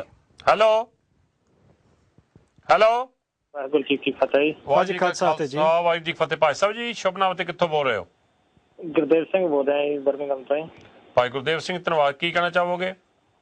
ਮੈਂ ਭਾਈ ਅਵਤਾਰ ਸਿੰਘ ਹੁਣਾਂ ਦੇ ਬਹੁਤ ਜ਼ਿਆਦਾ ਰਹਿਣੀ ਆ ਕਿ ਜਿੰਨੀ ਇਹਨਾਂ ਤੇ ਮਹਾਰਾਜ ਦੀ ਬਖਸ਼ਿਸ਼ ਹੈ, ਜਿੰਨੀ ਇਹਨਾਂ ਦੇ ਕੋਲ ਨੌਲੇਜ ਹੈ, ਬਹੁਤ ਬਰੀਕੀ ਦੇ ਨਾਲ ਇਹ ਜਿੱਦਾਂ ਸਿੱਖ ਇਤਿਹਾਸ ਸੁਣਾ ਰਹੇ ਆ। ਬਹੁਤ ਵੱਡੀ ਮਹਾਰਾਜ ਦੀ ਬਖਸ਼ਿਸ਼ ਇਹਨਾਂ ਤੇ। ਤੇ ਜੋ ਵੀ ਇਹਨਾਂ ਨੇ ਤੁਹਾਡਾ ਪ੍ਰੋਗਰਾਮ ਸੁਣ ਕੇ ਬਹੁਤ ਆਨੰਦ ਆਉਂਦਾ। ਜਿੱਦਾਂ ਪ੍ਰੋਗਰਾਮ ਤੁਹਾਡਾ ਚੱਲ ਰਿਹਾ, ਮਹਾਰਾਜ ਕਿਰਪਾ ਕਰੇ ਤੁਹਾਨੂੰ ਵੀ ਅਰਦਾਸ ਕਰੋ ਤੇ ਭਾਈ ਅਵਤਾਰ ਸਿੰਘ ਹੁਣਾਂ ਨੂੰ ਵੀ ਸਮਰਥ ਬਖਸ਼ੇ ਕਿ ਹੋਰ ਵੀ ਵੱਧ ਚੜ੍ਹ ਕੇ ਸਿੱਖ ਇਤਿਹਾਸ ਨੂੰ ਲੈ ਕੇ ਸੰਗਤਾਂ ਦੇ ਸਾਹਮਣੇ। ਧੰਨਵਾਦ ਭਾਈ ਸਾਹਿਬ ਜੀ, ਬਹੁਤ ਬਹੁਤ ਤੁਹਾਡਾ ਧੰਨਵਾਦ। ਵਾਹਿਗੁਰੂ ਜੀ ਕਾ ਖਾਲਸਾ, ਵਾਹਿਗੁਰੂ ਜੀ ਕੀ ਫਤਿਹ। ਹੈਲੋ ਹੈਲੋ ਜੀ, ਵਾਹਿਗੁਰੂ ਜੀ ਕਾ ਖਾਲਸਾ, ਵਾਹਿਗੁਰੂ ਜੀ। ਭਾਈ ਸਾਹਿਬ, ਸ਼ੁਭ ਨਾਮ ਤੇ ਕਿੱਥੋਂ ਬੋਲ ਰਹੇ ਹੋ? ਮੈਂ ਜੀ ਹਰਜਿੰਦਰ ਸਿੰਘ ਹੀਚਨ ਤੋਂ। ਹਰਜਿੰਦਰ ਸਿੰਘ ਹੀਚਨ ਤੋਂ, ਕੀ ਕਹਿਣਾ ਚਾਹੋਗੇ? ਮੈਂ ਵੀਰ ਜੀ ਇਹ ਕਹਿਣਾ ਚਾਹੁੰਦਾ ਵੀ ਮੇਰੇ ਡਾਊਟ ਮਨ ਦੇ ਵਿੱਚ ਜਿਹੜੇ ਮਹਾਰਾਜਾ ਰਣਜੀਤ ਸਿੰਘ ਜੀ ਸਨ, ਕਹਿੰਦੇ ਉਹ ਬੜੇ ਪੀਣ ਦੇ, ਸ਼ਰਾਬ ਦੇ, ਤੇ 13 ਉਹਨਾਂ ਕੋਲ ਘਰ ਵਾਲੀਆਂ ਸੀ ਤੇ ਉਹ ਬੜੇ ਸ਼ਰਾਬ ਦੇ ਸ਼ੌਂਕੀ ਹੁੰਦੇ ਸੀ ਪੀਣ ਦੇ। ਸੱਚ ਆ ਕਿ ਝੂਠ ਆ ਜੀ ਇਹ ਸਵਾਲ ਹੈ ਤੁਹਾਡਾ? ਹੋਰ ਵੀ ਕੋਈ ਸਵਾਲ ਹੈ? ਨਹੀਂ ਜੀ, ਹੋਰ ਨਹੀਂ ਜੀ। ਠੀਕ ਹੈ ਜੀ, ਭਾਈ ਸਾਹਿਬ ਜਵਾਬ ਦੇ ਦੇਣਗੇ। ਵਾਹਿਗੁਰੂ ਜੀ ਕਾ ਖਾਲਸਾ, ਵਾਹਿਗੁਰੂ ਜੀ ਕੀ ਫਤਿਹ। ਵਾਹਿਗੁਰੂ ਜੀ ਕੀ ਫਤਿਹ। ਅਗਲੀ ਕਾਲ ਵੀ ਲੈ ਲਈਏ। ਹਾਂਜੀ, ਹੈਲੋ। ਮੇਰਾ ਨਾਮ ਸ਼ੇਰ ਸਿੰਘ ਹੈ ਜੀ, ਮੈਂ ਸਾਊਥ ਹਾਲ ਤੋਂ ਬੋਲਦਾ ਜੀ। ਹਾਂਜੀ ਭਾਈ ਕੇਰ ਸਿੰਘ ਜੀ, ਧੰਨਵਾਦ ਤੁਹਾਡਾ। ਕੀ ਕਹਿਣਾ ਚਾਹੋਗੇ? ਮੈਂ ਸਿੱਖ ਚੈਨਲ ਨੂੰ ਬੇਨਤੀ ਕਰਨਾ ਚਾਹੁੰਦਾ ਕਿ ਅਸੀਂ ਜਿੱਦਾਂ ਇੱਥੇ ਸਾਨੂੰ ਫੌਜੀ ਵੀਰ ਵੀ ਕਹਿ ਦਿੰਦੇ ਆ ਜੀ, ਤੇ ਅਸੀਂ ਮਤਲਬ ਜੇ ਸਿੱਖ ਚੈਨਲ ਦੀ ਕੋਈ ਸੇਵਾ ਕਰਨੀ ਚਾਹੁੰਦੇ ਆ ਤਾਂ ਕਿਸ ਤਰ੍ਹਾਂ ਕਰੀਏ? ਜੇ ਸਾਡੇ ਮਤਲਬ ਅਕਾਊਂਟ ਵੀ ਨਹੀਂ ਖੁੱਲੇ ਤਾਂ ਕਿੱਦਾਂ ਸੇਵਾ ਹੋ ਸਕਦੀ ਹੈ? ਭਾਈ ਸਾਹਿਬ ਜੀ, ਇੱਕ ਤੇ ਬੈਂਕ ਅਕਾਊਂਟ ਸਾਡਾ ਆਮ ਸਿੱਖ ਚੈਨਲ ਤੇ ਚੱਲਦਾ ਰਹਿੰਦਾ। ਉਹਨਾਂ ਕੋਲ ਅਕਾਊਂਟ ਨਹੀਂ ਹੈ ਨਾ, ਤਾਂ ਬੈਂਕ ਅਕਾਊਂਟ ਤੁਸੀਂ, ਜੇ ਤੁਹਾਡੇ ਕੋਲ ਅਕਾਊਂਟ ਨਹੀਂ, ਅਸੀਂ ਫੌਜੀ ਵੀਰ ਆ। ਠੀਕ ਹੈ, ਸਮਝ ਆ ਗਈ ਜੀ। ਠੀਕ ਹੈ ਜੀ। ਅਸੀਂ ਮਤਲਬ ਸਹਾਇਤਾ ਵੀ ਜਾਂ ਤਾਂ ਗੁਰਦੁਆਰੇ ਤੁਹਾਡਾ ਕੋਈ ਬੰਦਾ ਆਵੇ ਮਹੀਨੇ ਬਾਅਦ 15 ਦਿਨੀ, ਅਸੀਂ ਇੱਥੇ। ਹਾਂਜੀ ਭਾਈ ਸਾਹਿਬ ਜੀ, ਏਦਾਂ ਕਰ ਰਹੇ ਹਾਂ, ਅਸੀਂ ਪ੍ਰੋਗਰਾਮ ਕਰ ਰਹੇ ਹਾਂ, ਹਰ ਗੁਰੂ ਘਰ ਦੇ ਵਿੱਚ ਆ ਰਹੇ। ਤੇ ਸਾਡਾ ਲੰਡਨ ਦਾ ਸਟੂਡੀਓ ਲੰਡਨ ਈਲਿੰਗ ਦੇ ਵਿੱਚ ਹੈ। ਬਰੋਡਵੇ ਤੋਂ ਈਲਿੰਗ ਨੂੰ ਜਾਈਏ, ਉਹਦੇ ਉੱਤੇ ਹੀ ਹੈ, ਬਹੁਤ ਨੇੜੇ ਹੈ। ਹਾਂਜੀ, ਤੁਸੀਂ ਉੱਥੇ ਚਲ ਜਾਓ ਕਿਸੇ ਟਾਈਮ ਤੇ, ਉੱਥੋਂ ਪੈਸੇ ਦੇ ਕੇ ਇਹ ਮੈਂ ਤੁਹਾਨੂੰ ਤਕੀਦ ਕਰਾਂਗਾ, ਫਿਰ ਰਸੀਦ ਜ਼ਰੂਰ ਲੈ ਕੇ ਆਇਓ। ਹਾਂਜੀ ਠੀਕ ਹੈ ਜੀ। ਭਾਜੀ ਇੱਕ ਦਿਨ ਮੈਂ ਲਾਇਆ ਸੀ, ਉਹ ਕਹਿੰਦੇ ਬਰਮਿੰਘਮ ਕੇ ਪੈਸੇ ਦੇ ਕੇ ਜਾਣੇ ਆ, ਤੇ ਬਰਮਿੰਘਮ ਸਾਨੂੰ ਬਹੁਤ ਦੂਰ ਪੈ ਜਾਂਦਾ। ਨਹੀਂ, ਤੁਸੀਂ ਲੰਡਨ ਜਾਇਓ ਜੀ, ਸਾਊਥ ਹਾਲ। ਉੱਥੇ ਅਸੀਂ ਉਹਨਾਂ ਨੂੰ ਸੁਨੇਹਾ ਪਹੁੰਚ ਵੀ ਗਿਆ ਹੈ, ਕਿਉਂਕਿ ਪਹਿਲਾਂ ਬਰਮਿੰਘਮ ਹੀ ਸੀ। ਉੱਥੇ ਤੁਸੀਂ ਟੈਲੀਫੋਨ ਲਾਇਓ ਤੇ ਉੱਥੇ ਜਾਇਓ, ਉੱਥੇ ਪੈਸੇ ਦੇ ਕੇ ਆਇਓ। ਠੀਕ ਹੈ ਭਾਜੀ। ਇੱਕ ਬੇਨਤੀ ਹੈ ਛੋਟੀ ਜੀ, ਵੀ ਸਾਨੂੰ ਉਹ ਦੱਸਿਓ ਡੋਗਰੇ ਕੌਣ ਹੁੰਦੇ ਸੀਗੇ ਜੀ?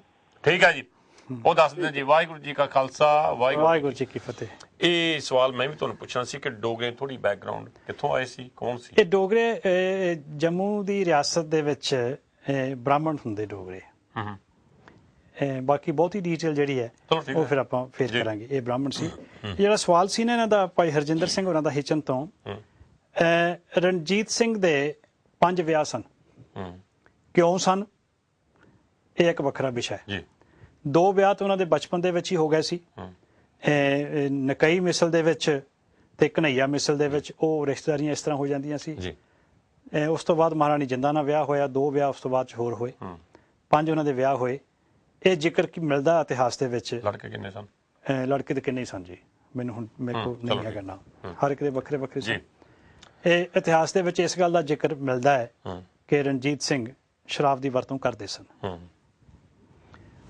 ਪਰ ਇਹ ਜਿਹੜਾ ਆਪਾਂ ਜੇ ਥੋੜੀ ਗਲਤੀ ਆ, ਇਹ ਜਿਹੜਾ ਪਹਾੜ ਮੋਰੇ ਕੀਤਾ ਚੰਗਾ ਕੰਮ ਦਾ, ਉਹਦੇ ਵੱਲ ਜ਼ਿਆਦਾ, ਕਿਉਂਕਿ ਆਪਾਂ ਇਹਦੇ ਵਿੱਚੋਂ ਅਸਾਰੂ ਕੰਮ ਕੀ ਕੀਤੇ ਨੇ, ਕੀ ਇਹਦੇ ਵਿੱਚੋਂ ਆਪਾਂ ਚੰਗਾ ਗੁਣ ਲੈ ਸਕਦੇ ਹਾਂ, ਇਸ ਕਰਕੇ ਪ੍ਰੋਗਰਾਮ ਕਰ ਰਹੇ ਹਾਂ ਕਿ ਆਪਾਂ ਕੀ ਸਿੱਖਿਆ ਲੈ ਸਕਦੇ। ਇਹਦੇ ਲਈ ਨਾ 2 ਨੇ ਗੱਲ ਲਈ। ਹਾਂਜੀ, ਹੈਲੋ, ਵਾਹਿਗੁਰੂ ਜੀ ਕਾ ਖਾਲਸਾ, ਵਾਹਿਗੁਰੂ ਜੀ ਕੀ ਫਤਿਹ ਜੀ। ਭੈਣ ਜੀ ਕੀ ਨਾਂ ਤੇ ਕਿੱਥੋਂ ਬੋਲ ਰਹੇ ਹੋ? ਮੇਰਾ ਨਾਂ ਰਣਜੀਤ ਹੈ ਵੀਰ ਜੀ, ਮੈਂ ਲੰਡਨ ਤੋਂ ਬੋਲ ਰਹੀ ਹਾਂ। ਮਿਹਰਬਾਨੀ ਭੈਣ ਜੀ, ਕੀ ਕਹਿਣਾ ਪੁੱਛਣਾ ਚਾਹੋਗੇ? ਮੈਂ ਵੀਰ ਜੀ ਭਾਜੀ, ਹੈਲੋ ਹਾਂਜੀ ਅਵਤਾਰ ਸਿੰਘ ਜੀ, ਹੈਲੋ ਹਾਂਜੀ ਹਾਂਜੀ ਵੀਰ ਜੀ, ਮੈਂ ਭਾਜੀ ਅਵਤਾਰ ਸਿੰਘ ਉਹਨਾਂ ਨੂੰ ਤੇ ਇੱਕ ਰਿਕੁਐਸਟ ਕਰਨਾ ਚਾਹੁੰਦੀ ਹਾਂ, ਜੇ ਤੁਸੀਂ ਮਾਈਂਡ ਜੀ ਦੱਸੋ ਹੁਕਮ ਕਰੋ ਜੀ। ਵੀਰ ਜੀ ਮੇਰਾ ਇੱਕ ਪਲੀਜ਼ ਕਰਕੇ ਇੱਕ ਰਿਕੁਐਸਟ ਹੈ ਕਿ ਮੈਂ ਪ੍ਰੋਗਰਾਮ ਸੁਣਦੀ ਸੀ ਪਰ ਮੈਂ ਵਿੱਚੋਂ ਮਿਸ ਕਰ ਗਈ ਹਾਂ। ਮੈਂ ਜਿੱਥੋਂ ਤੁਸੀਂ ਸ਼ੁਰੂ ਕੀਤਾ ਆ ਉਸ ਦਿਨ ਤੋਂ ਲੈ ਕੇ ਅੱਜ ਤੱਕ ਕੀ ਤੁਹਾਡੇ ਕੋਲ ਰਿਕਾਰਡ ਹੋਇਆ ਹੈ ਇਹ ਸਾਰਾ ਤੁਹਾਡਾ ਪ੍ਰੋਗਰਾਮ, ਤੇ ਕੀ ਮੈਂ ਇਹ ਲੈ ਸਕਦੀ ਹਾਂ ਸਾਰਾ ਇਤਿਹਾਸ ਜੋ ਤੁਸੀਂ ਅੱਜ ਤੱਕ? ਇਹਦੇ ਵਿੱਚੋਂ ਨਾ ਭੈਣ ਜੀ ਕਾਫੀ ਸਾਰੇ ਪ੍ਰੋਗਰਾਮ YouTube ਦੇ ਉੱਤੇ ਪੈ ਚੁੱਕੇ ਆ ਤੇ ਬਾਕੀ ਪਾ ਦੇਣੇ ਆ ਅਸੀਂ। ਠੀਕ ਹੈ ਵੀਰ ਜੀ, ਤੁਸੀਂ ਇਹ ਨਾ ਉੱਥੇ ਮਤਲਬ ਇੰਟਰਨੈਟ ਤੇ ਦੇਖ ਸਕਦੇ ਹੋ। ਠੀਕ ਹੈ ਵੀਰ ਜੀ, ਤੇ ਮੇਰਾ ਖਿਆਲ ਇਹ ਈਜ਼ੀ ਵੇ ਆਊਟ ਹੈ ਤੁਹਾਡੇ ਵਾਸਤੇ ਨਾ। ਠੀਕ ਹੈ, ਬਸ ਮੈਂ ਆਪਣੇ ਬੱਚਿਆਂ ਲਈ ਇਹ ਸਾਰਾ ਕਾਪੀ ਕਰਕੇ ਰੱਖਣਾ ਚਾਹੁੰਦਾ। ਵਾਹ, ਬਹੁਤ ਧੰਨਵਾਦ ਜੀ, ਬਹੁਤ ਧੰਨਵਾਦ। ਜਰੂਰ ਜੀ, ਆਪਣੇ ਸਿੱਖ ਚੈਨਲ ਤੋਂ ਮਿਲ ਸਕਦਾ, ਪਰ YouTube ਤੋਂ ਤੁਸੀਂ ਸਿਖਾ ਲੈ ਸਕਦੇ ਹੋ।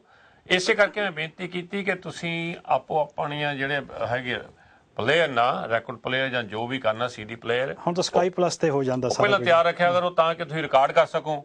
ਸਕਾਈ ਪਲੱਸ ਤੇ ਬਟਨ ਦਬੋ ਤਾਂ ਕਿ ਇਹ ਜਿਹੜਾ ਇਹ ਵਿਰਸਾ ਹੈ ਜੋ ਦੱਸ ਰਹੇ ਨੇ, ਇਹ ਖਜ਼ਾਨਾ ਆਪਾਂ ਨੂੰ ਦੁਆਰਾ ਮੁੜ ਕੇ ਉਹ ਗ੍ਰੰਥ ਨਾ ਪੜ੍ਹਨੇ ਪੈਣ, ਸਭ ਕੁਝ ਡਿਟੇਲਸ ਦੱਸ ਰਹੇ ਨੇ।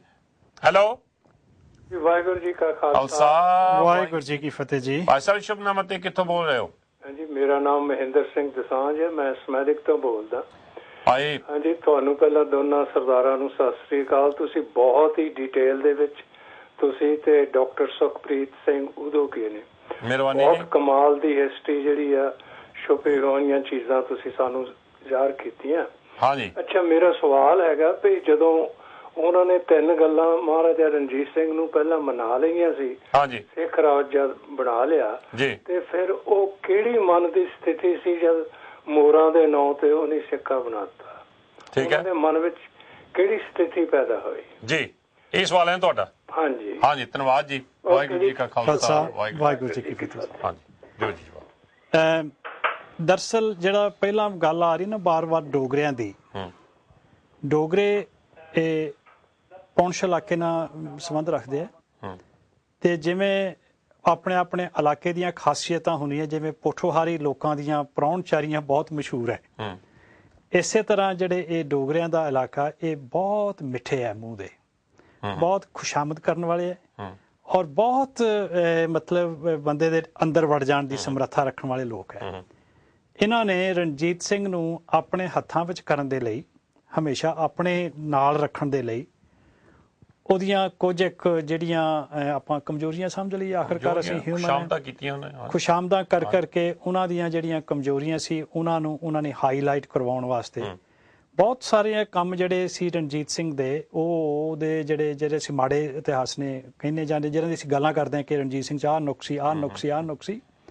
ਬੇਸ਼ੱਕ ਬੰਦਾ ਆਪ ਆਪਣੇ ਕੀਤੇ ਦਾ ਜ਼ਿੰਮੇਵਾਰ ਹੁੰਦਾ ਹੈ, ਪਰ ਬਹੁਤਾ ਉਹਦਾ ਜਿਹੜਾ ਸੰਬੰਧ ਸੀ ਉਹਦੇ ਆਸ-ਪਾਸ ਜਿਹੜੇ ਇਹ ਡੋਗਰੇ ਧਿਆਨ ਸਿੰਘ ਵਗੈਰਾ ਬੈਠੇ ਸੀ ਉਹਨਾਂ ਦਾ ਹੱਥ ਸੀ, ਕਿਉਂਕਿ ਹਾਈਲਾਈਟ ਹੀ ਇਹ ਕਰਦੇ ਸੀ, ਕਿਉਂਕਿ ਉਹ ਜਿਹੜੀ ਮੋਹਰਾਂ ਸੀ ਉਹ ਵੀ ਇਹਨਾਂ ਵੱਲੋਂ ਹੀ ਦਰਬਾਰ ਦੇ ਵਿੱਚ ਲੈ ਕੇ ਆਈਂਦੀ ਹੋਈ ਉਹ ਸੀ, ਕੀ ਉਹਨੂੰ ਕਹਿੰਦੇ ਆ, ਗੋਲੀ ਸੀ ਇੱਕ, ਤੇ ਉਹਦੇ ਨਾਂ ਦੇ ਉੱਤੇ ਕੀਤਾ ਸੀ। ਅਸੀਂ ਇਹਨੂੰ ਜਸਟੀਫਾਈ ਨਹੀਂ ਕਰਦੇ, ਇਹ ਰਣਜੀਤ ਸਿੰਘ ਦਾ ਇੱਕ ਪੱਖ ਸੀ। ਹਾਂਜੀ, ਹੈਲੋ ਹੈਲੋ,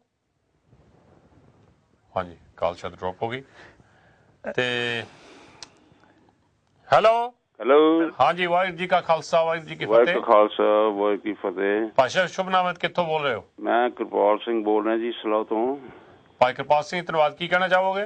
ਇਹ ਹੁਣੇ ਕਿਸੇ ਨੇ ਕੁਐਸਚਨ ਕੀਤਾ ਸੀ ਵੀ ਡੋਗਰੇ ਕੌਣ ਨੇ ਜੀ, ਤੇ ਸਰਦਾਰ ਅਵਤਾਰ ਸਿੰਘ ਨੇ ਕਿਹਾ ਸੀਗਾ ਵੀ ਬ੍ਰਾਹਮਣ ਸੀਗਾ। ਹਾਂਜੀ, ਤੁਸੀਂ ਇੱਥੇ ਸਲੋ ਲਾਇਬ੍ਰੇਰੀ ਕਿਤਾਬ ਹੈਗੀ ਹੈ ਡੋਗਰਿਆਂ ਦੇ ਨਾਂ ਤੇ ਜੀ, ਇਹ ਰਾਜਪੂਤ ਉਹਨਾਂ ਨੇ ਕਿਹਾ ਆਪਣੇ ਆਪ ਨੂੰ, ਠੀਕ ਹੈ। ਤੇ ਉਹਨਾਂ ਨੇ ਆਪਣਾ ਪਿੱਛਾ ਜਿਹੜਾ ਨਾ ਉਹ ਇੱਧਰ ਰਾਮਚੰਦਰ ਜਾਂ ਉਧਰ ਲੈ ਗਏ ਨੇ, ਮੰਨ ਲਓ ਕਿਤਾਬ ਚ ਲਿਖਿਆ ਮੈਂ ਜੋ। ਠੀਕ ਹੈ ਜੀ। ਹਾਂ, ਤੇ ਇਹ ਮੰਨ ਲਓ ਉਹਨਾਂ ਨੇ ਧੰਨਵਾਦ ਤੁਹਾਡਾ। ਰਾਜਪੂਤ ਦੱਸਿਆ। ਓਕੇ ਜੀ, ਦੱਸਣ ਦਾ ਤੁਹਾਡਾ ਬਹੁਤ ਬਹੁਤ ਧੰਨਵਾਦ। ਦਰਅਸਲ ਇਹ ਰਾਜਪੂਤ ਜਿਹੜੇ ਹੈ, ਰਾਜਪੂਤ ਬ੍ਰਾਹਮਣ ਵੀ ਹੁੰਦੇ ਆ।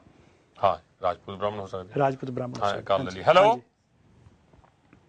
ਹੈਲੋ ਜੀ। ਤੇ ਉਹ ਉਹਨਾਂ ਨੇ ਫਿਰ ਰਾਜਪੂਤ ਕਹਿ ਕੇ ਛੱਡ ਦਿੱਤਾ, ਰਾਜਪੂਤ ਬ੍ਰਾਹਮਣ ਜਿੱਦਾਂ ਤੁਸੀਂ ਦੱਸਿਆ ਹੈ। ਤੇ ਗੱਲ ਚੱਲ ਰਹੀ ਸੀ ਕਿ ਉਹ ਇੰਨੇ ਸ਼ਾਤਰ ਸਨ, ਇੰਨੇ ਸ਼ੈਤਾਨ ਸਨ ਕਿ ਉਹ ਰਣਜੀਤ ਸਿੰਘ ਦੇ ਦੁਆਲੇ ਘੇਰਾ ਇਹੋ ਜਿਹਾ ਪਾਇਆ। ਇੱਕ ਨਾ ਮਨੁੱਖੀ ਬਿਰਤੀ ਹੁੰਦੀ ਹੈ, ਕੋਈ ਵੀ ਪੋਲੀਟੀਸ਼ੀਅਨ ਹੋਵੇ। ਅਸੀਂ ਉੱਥੇ ਦੀ ਗੱਲ ਛੱਡੀਏ, ਇੱਥੇ ਦੀ ਇੰਗਲੈਂਡ ਦੀ ਜਿਹੜੇ ਮਤਲਬ ਸਾਡੀ ਪੋਲੀਟੀਕਲ ਐਸਟੈਬਲਿਸ਼ਮੈਂਟ ਹੈ ਉਹਨਾਂ ਦੀ ਗੱਲ ਕਰੀਏ।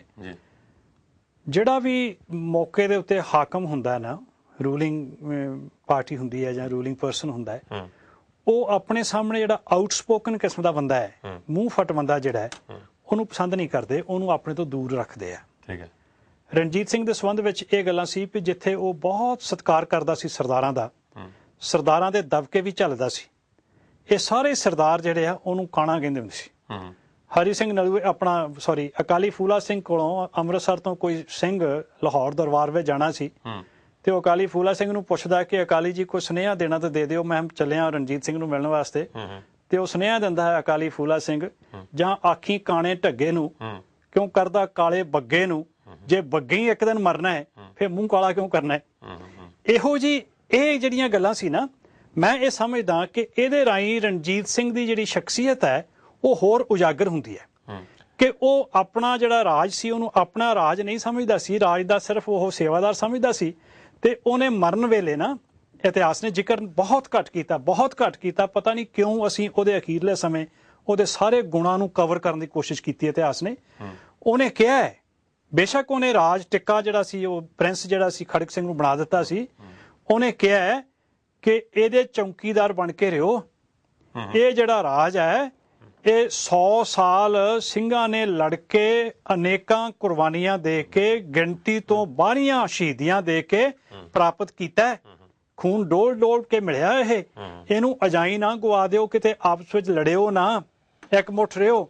ਰਣਜੀਤ ਸਿੰਘ ਆਪਣੇ ਵੱਲੋਂ ਆਪਣਾ ਫਰਜ਼ ਪੂਰਾ ਕਰਕੇ ਗਿਆ, ਇਹ ਗੱਲ ਵੱਖਰੀ ਸੀ। ਕੁਝ ਕੁਦਰਤ ਦਾ ਅਸੂਲ ਸੀ, ਕੁਝ ਕੁਦਰਤ ਨੇ, ਗੁਰੂ ਨੇ ਸਾਨੂੰ ਕੋਈ ਸੁਨੇਹਾ ਦੇਣਾ ਸੀ ਇਸ ਸਾਰੀ ਘਟਨਾ ਦੇ ਵਿੱਚੋਂ। ਉਹ ਸੁਨੇਹਾ ਅਸੀਂ ਲੈਣਾ ਹੈ, ਅਸੀਂ ਸਿੱਖਣਾ ਇਹਦੇ ਵਿੱਚੋਂ ਕਿ ਸਾਨੂੰ ਕੀ ਸਿੱਖਣ ਦੀ ਲੋੜ ਆ। ਆਪਾਂ ਕੱਢਾਂਗੇ ਫਾਈਨਲ 10 ਮਿੰਟਸ ਦੇ ਵਿੱਚੋਂ ਇਹਦੇ। ਹੈਲੋ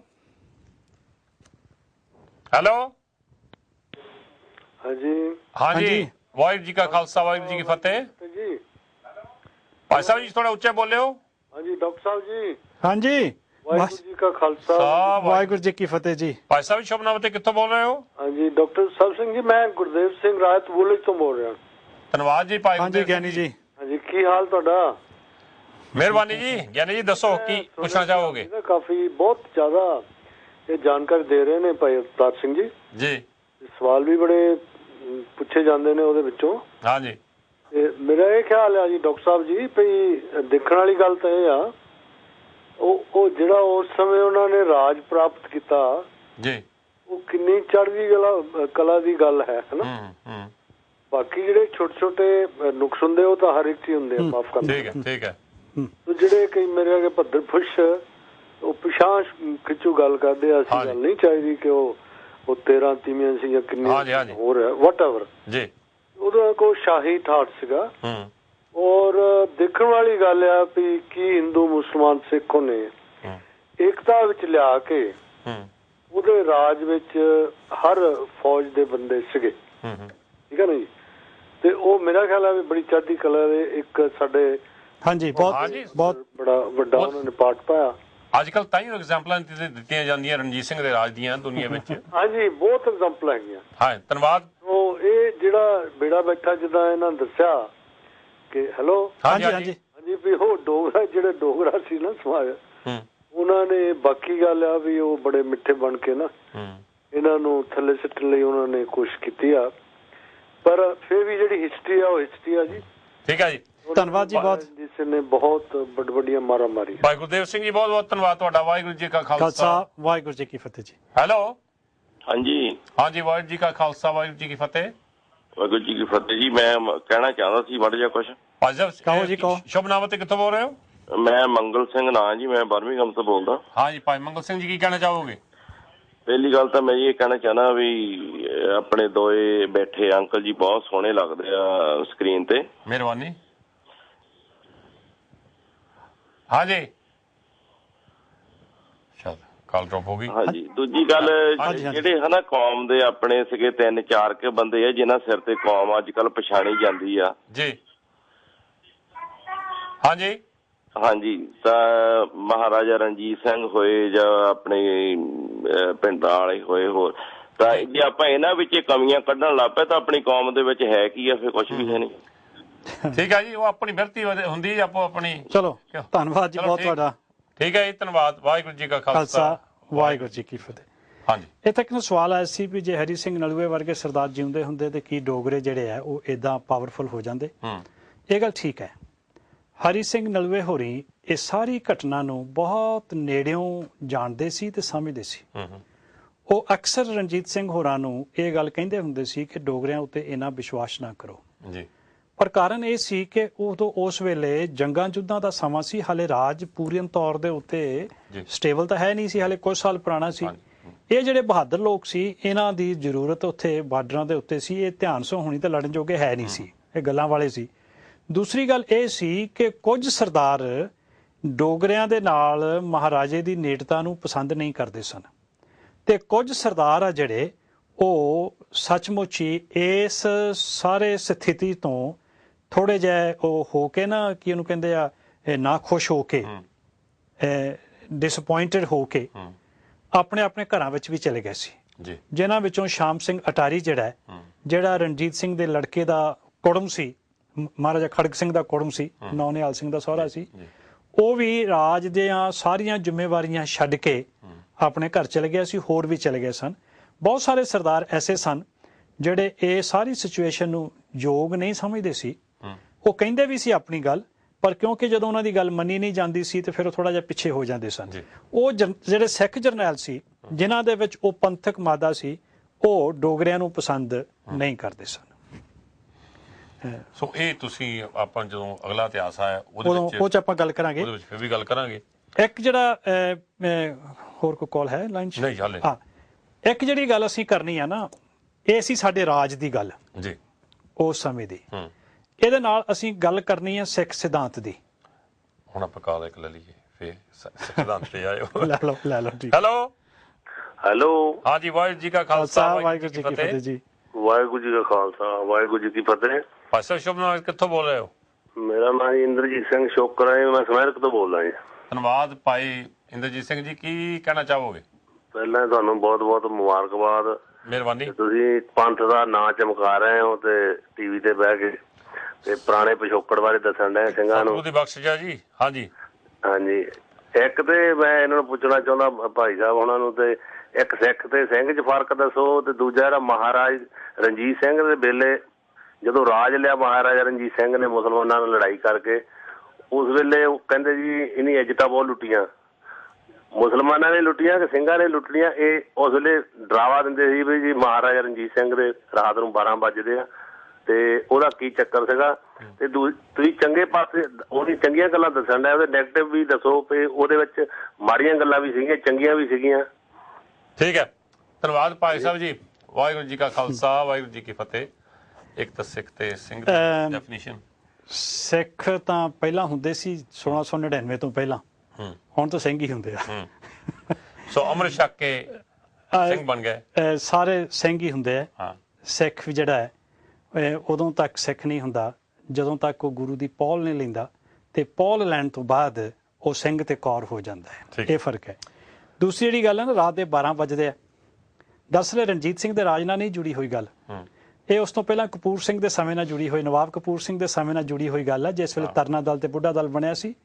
ਜਿਸ ਵੇਲੇ ਹਮਲਾਵਰ ਲੜਕੀਆਂ ਨੂੰ ਬੰਨ੍ਹ ਕੇ ਲੈ ਜਾਂਦੇ ਸੀ ਗਜ਼ਨੀ ਦੇ ਬਾਜ਼ਾਰਾਂ ਵਿੱਚ ਟਕੇ ਟਕੇ ਨੂੰ ਵੇਚਣ ਵਾਸਤੇ, ਉਸ ਵੇਲੇ ਰਾਤ ਨੂੰ ਜਿਸ ਵੇਲੇ ਉਹ ਮੁਗਲ ਫੌਜੀ ਰੰਗ ਤਮਾਸ਼ੇ ਕਰਕੇ ਸ਼ਰਾਬਾਂ ਪੀ ਕੇ ਰਾਤ ਨੂੰ ਗੂੜੀ ਨੀਂਦੇ ਸੌਂ ਜਾਂਦੇ ਸੀ, ਤੇ ਇਹ ਦਰਿਆਵਾਂ ਦੇ ਝੱਲਾਂ ਦੇ ਵਿੱਚੋਂ ਦਰਿਆ ਪਾਰ ਕਰਨ ਵਾਲੇ ਜਿਹੜੇ ਛੰਭ ਹੁੰਦੇ ਸੀ, ਉਹਨਾਂ ਦੇ ਵਿੱਚੋਂ ਰਾਤ ਨੂੰ ਠੀਕ 12 ਵਜੇ ਹਮਲਾ ਕਰਕੇ ਉਹਨਾਂ ਲੜਕੀਆਂ ਨੂੰ ਛੁਡਾ ਲਿਆਉਂਦੇ ਸੀ।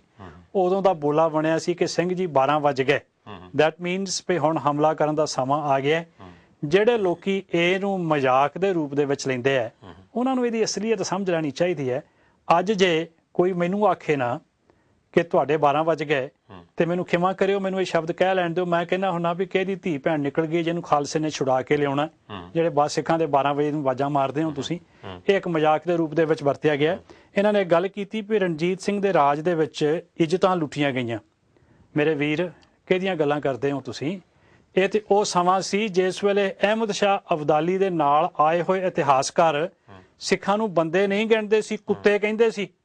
ਸੱਗ ਕੁੱਤੇ ਸ਼ਬਦ ਵਰਤਦੇ ਸੀ, ਤੇ ਉਹ ਵੀ ਇਹ ਗੱਲ ਆਖਦੇ ਹੈ ਕੁੱਤਿਆਂ ਵਿੱਚ ਬੇਵਿਚਾਰ ਨਹੀਂ ਹੁੰਦਾ, ਕੁੱਤੇ ਭੱਜੇ ਜਾਂਦੇ ਦੀ ਪਿੱਠ ਤੇ ਵਾਰ ਨਹੀਂ ਕਰਦੇ।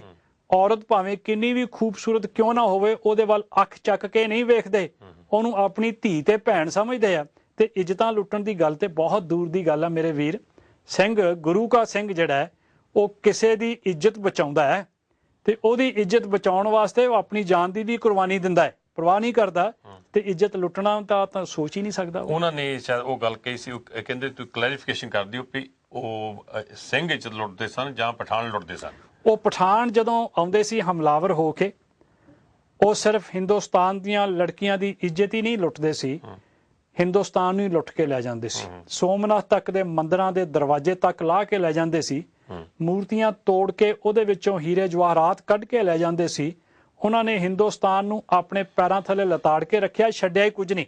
ਤੇ ਸਿੰਘ ਤਾਂ ਹਿੰਦੁਸਤਾਨ ਦੀ ਇੱਜ਼ਤ ਆਬਰੂ ਬਚਾਉਣ ਵਾਸਤੇ ਆਪਣੀਆਂ ਕੁਰਬਾਨੀਆਂ ਦਿੰਦੇ ਰਹੇ। ਠੀਕ ਹੈ ਜੀ, ਹੁਣ ਆਪਾਂ ਕਾਲ ਕੋਈ ਨਹੀਂ ਲੈਣੀ। ਬਹੁਤ ਧੰਨਵਾਦ। ਮੈਂ ਇੱਕ ਗੱਲ ਇੱਥੇ ਜਿਹੜੀ ਡਾਕਟਰ ਸਾਹਿਬ ਤੁਹਾਡੇ ਨਾਲ ਕਰਨ ਲੱਗਾ ਸੀ ਨਾ, ਸਿੱਖ ਸਿਧਾਂਤ ਦੀ ਗੱਲ ਕਰਨ ਲੱਗਾ ਸੀ। ਉਸ ਵੇਲੇ ਜਿਹੜਾ ਸਿੱਖ ਸਿਧਾਂਤ ਸੀ, ਮਹਾਰਾਜਾ ਰਣਜੀਤ ਸਿੰਘ ਦੀ ਸਿੱਖੀ ਪ੍ਰਤੀ ਸ਼ਰਧਾ ਜਿਹੜੀ ਹੈ ਉਹ ਇੰਨੀ ਜ਼ਿਆਦਾ ਸੀ ਜਿਹਦੇ ਉੱਤੇ ਕਿਸੇ ਕਿਸਮ ਦਾ ਕੋਈ ਸ਼ੰਕਾ ਨਹੀਂ ਕੀਤਾ ਜਾਣਾ ਚਾਹੀਦਾ।